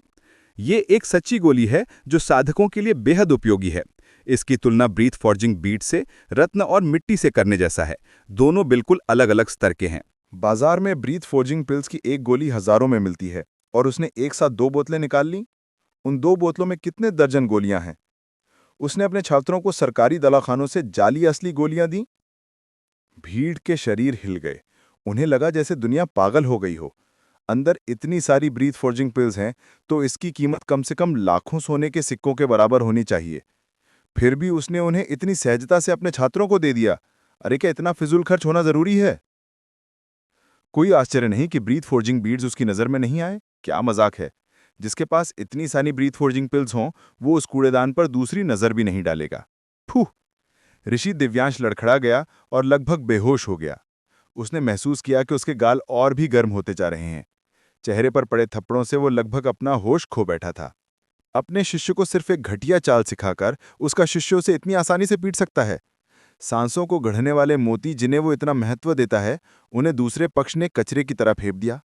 भैया, क्या आप वो शिक्षक नहीं हैं जिन्हें पूरे स्कूल में सबसे कम वेतन मिलता है? आप इतने अद्भुत व्यक्ति कब बन गए? गुरुजी, क्या ये वाकई हमारे लिए हैं? न सिर्फ भीड़ को ऐसा लग रहा था जैसे वे पागल हो रहे हों, बल्कि जोया मलिक और बाकी लोग भी अविश्वास की स्थिति में थे। जाहिर है ये आपके लिए हैं। ऐसा नहीं कि मुझे शिकायत करना चाहता हूं, लेकिन मेरे शिष्य होने के नाते क्या अकादमी की उन छोटी छोटी चीजों के लिए वाकई इतनी होड़ करने की जरूरत है? रोहित सिंह ने निराशा में अपना सिर हिलाया। फिर अपनी कलाई हिलाते ही उसके हाथ में एक लौकी दिखाई दी। रिद्धि शर्मा, आपके पैरों की मेरिडियंस टोटल हैं। ये बॉडी नरिशिंग मेडिसिनल सोल्यूशन है जो मैंने खास तौर पर आपके लिए खोजा है। इसे एक बाल्टी पानी में डालें और अपने पैरों को उसमें 3 दिन तक भिगोएं। तब तक आपके पैर पूरी तरह सही हो जाएंगे। सुमेर राठौर, तुमने गलत युद्ध तकनीक का अभ्यास किया और तुम्हारे हाथ घायल हो गए। मैंने तुम्हारे लिए अपोथेकरी गिल्ड से मेरिडियन कायाकल्प गोली मंगवाई है। अगर तुम इसे खाने के बाद ठीक से प्रशिक्षण लेते हो तो तुम्हारे घाव जल्दी ठीक हो जाएंगे। हाँ। रिद्धि शर्मा और सुमेर राठौर आगे बढ़े और रोहित सिंह से 2 वस्तुएं प्राप्त की। शरीर को पोषण देने वाला औषधीय घोल। क्या ये अपोथेकरी गिल्ड का वो शरीर को पोषण देने वाला औषधीय घोल हो सकता है? क्या तुमने इसके बारे में सुना है? बिल्कुल सुना है।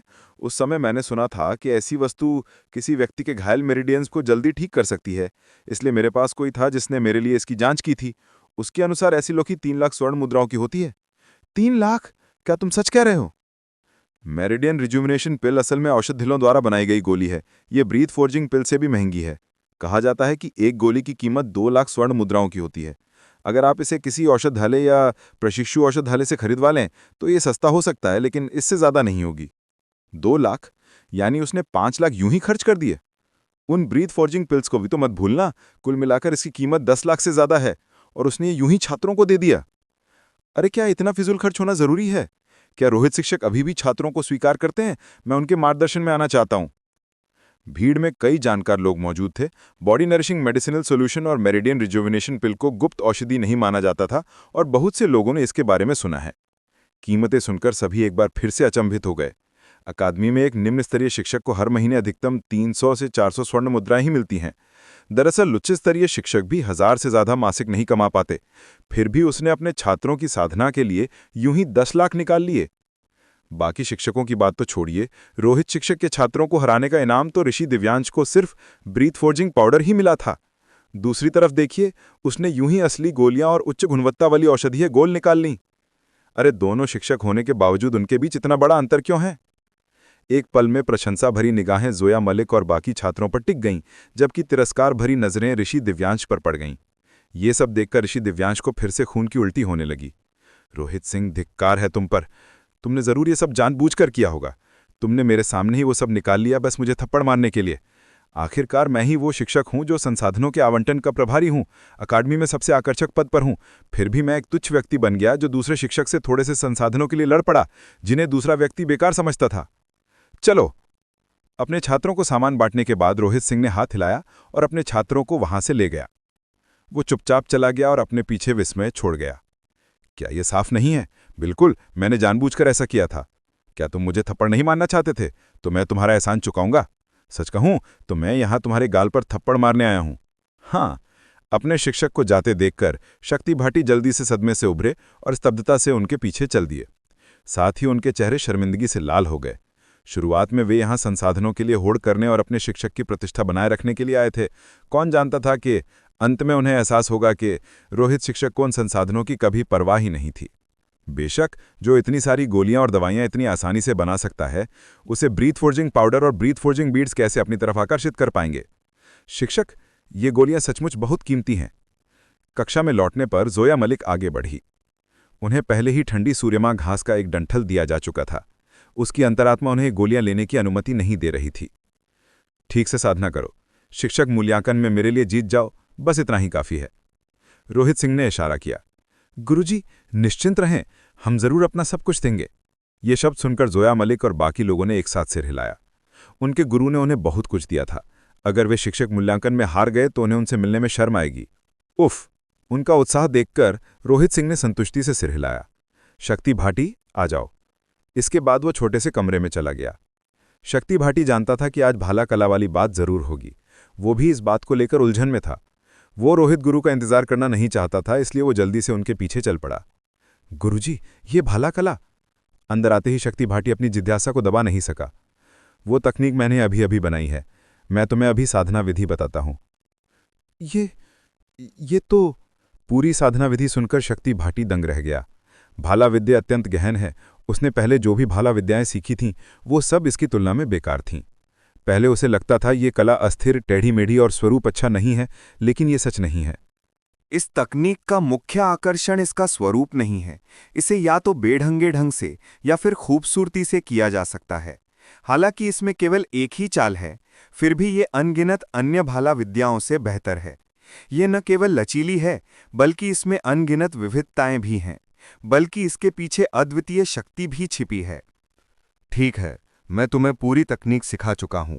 मेरी अनुमति के बिना तुम किसी और को ये हुनर नहीं सिखा सकते, रोहित सिंह ने कहा। हाँ।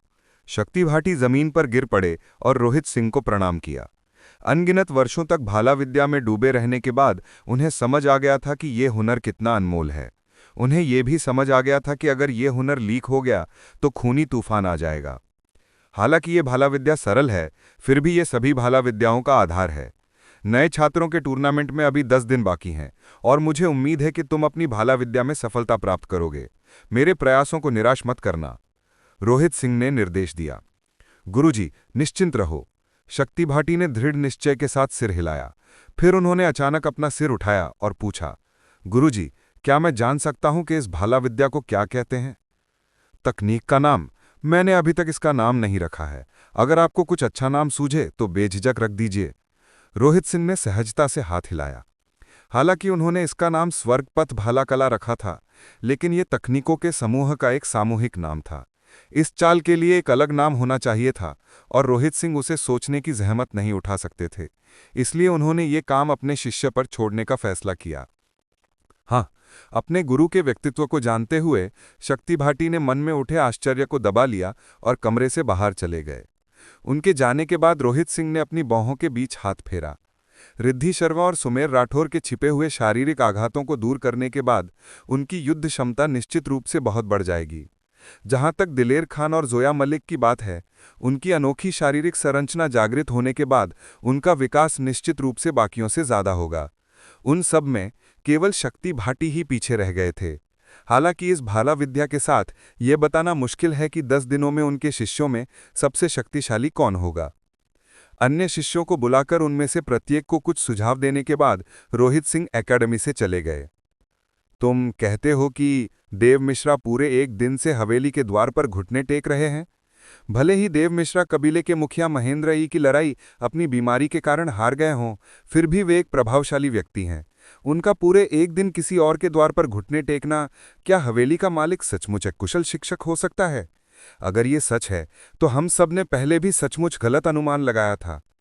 जितने समय तक रोहित सिंह ने निवास छोड़ा, भाला विद्या सीखी और उसे शक्ति भाटी को सिखाया, पूरे कल्कीराज नगर में कोहराम मच गया। हालांकि लिंग तियानियों की घटना के बाद भी कई लोग हवेली के मालिक की पहचान पर संदेह करते रहे, लेकिन देव मिश्रा के पूरे एक दिन प्रवेश द्वार पर घुटने टेकने से वे हिचकिचा रहे थे। 4 महान कुलों में से एक महेंद्र कुल के एक प्रतिष्ठित बुजुर्ग और कुलाध्यक्ष पद के पूर्व दावेदार के रूप में केवल एक कुशल शिक्षक ही इतना गौरव प्राप्त कर सकता है कि ऐसे व्यक्ति को अपने दरवाजे पर घुटने टेकने का मौका मिले। चलो वहां जाकर देखते हैं। हमें देखना होगा कि क्या हो रहा है। अगर सामने वाला सचमुच कुशल शिक्षक है तो हमें जल्दी से उससे परिचय कर लेना चाहिए। जब ये बात फैली तो अनगिनत ताकतवर और प्रभावशाली कुलों के लोग बिना रुके नहीं रह सके। उन्होंने तुरंत अपने आदमियों को मामले की जांच के लिए भेजा। दरअसल कुछ ताकतवर नेता और कुल प्रमुख तो खुद भी स्थिति का जायजा लेने आए। राघव मेहता उनमें से एक थे। वो कल्की राजसी नगरी में लोहारों के संघ के नेता हैं, एक सच्चे प्रथम श्रेणी के मध्यम स्तरीय लोहार हैं, कल्की साम्राज्य के सर्वश्रेष्ठ लोहार। सम्राट अशोक कपूर को भी अपने हथियार खरीदने के लिए भारी मात्रा में धन खर्च करना पड़ा। अनगिनत रईसों के उनके हथियार खरीदने के लिए कतार में लग गए, लेकिन सब व्यर्थ। उनके द्वारा बनाए गए हर हथियार की चाह कई लोगों को होती है और इस तरह कीमतें आसमान छूने लगती हैं। शुरुआत में उनके पद और प्रतिष्ठा को देखते हुए अगर कोई गुरु भी आ जाता तो भी उन्हें खुश करने और परिचय बढ़ाने की कोई जरूरत नहीं थी। आखिरकार भले ही लोहार गुरुओं जितने प्रतिष्ठित ना हो, फिर भी वे ऊपरी 9 मार्गों में सबसे आगे रहने वाले टॉप वर्गों में से एक हैं और उनका खुद का गौरव और प्रतिष्ठा है। फिर भी वे आए। दूसरे लोग शायद ना जानते हों, लेकिन वे अपनी समस्याओं से परिचित थे।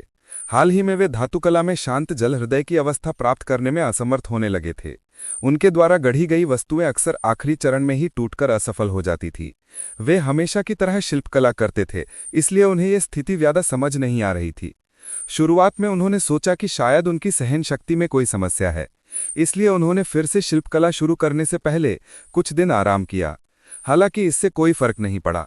कल्की साम्राज्य के नंबर 1 लोहार के लिए हथियार ना बना पाना, अगर ये खबर फैलती तो ना केवल उनकी प्रतिष्ठा प्रभावित होती, बल्कि उनके प्रतिद्वंदी और दुश्मन भी शायद उन्हें उस ऊंचे पद से गिराने के लिए दस्तक देते। इस तरह जब राघव को पता चला कि शहर में एक गुरु प्रकट हुए हैं तो वे खुद को रोक नहीं पाए और चुपके से ये देखने आए कि ये सच है। अगर ये सच था तो चाहे कितनी भी कीमत चुकानी पड़े, उन्हें समस्या का पता लगाना था और उसका समाधान करना था। वाकई ये देव मिश्रा ही हैं। राघव मेहता ने उस उधेड़ उम्र के व्यक्ति को पहचान लिया जो गली के कोने पर घुटने के बल बैठा था। वो महेंद्र वंश का सबसे प्रसिद्ध अध्य बुजुर्ग है। कल्की नगर के उच्च वर्ग में शायद ही कोई ऐसा होगा जो उसे ना जानता हो। उस समय दूसरे पक्ष ने उसे उसके लिए एक तलवार बनाने की भी विनती की थी। इस तरह हालांकि दोनों के बीच थोड़ी दूरी थी, फिर भी राघव मेहता उसे तुरंत पहचान गया। ये व्यक्ति बहुत ही समझदार है।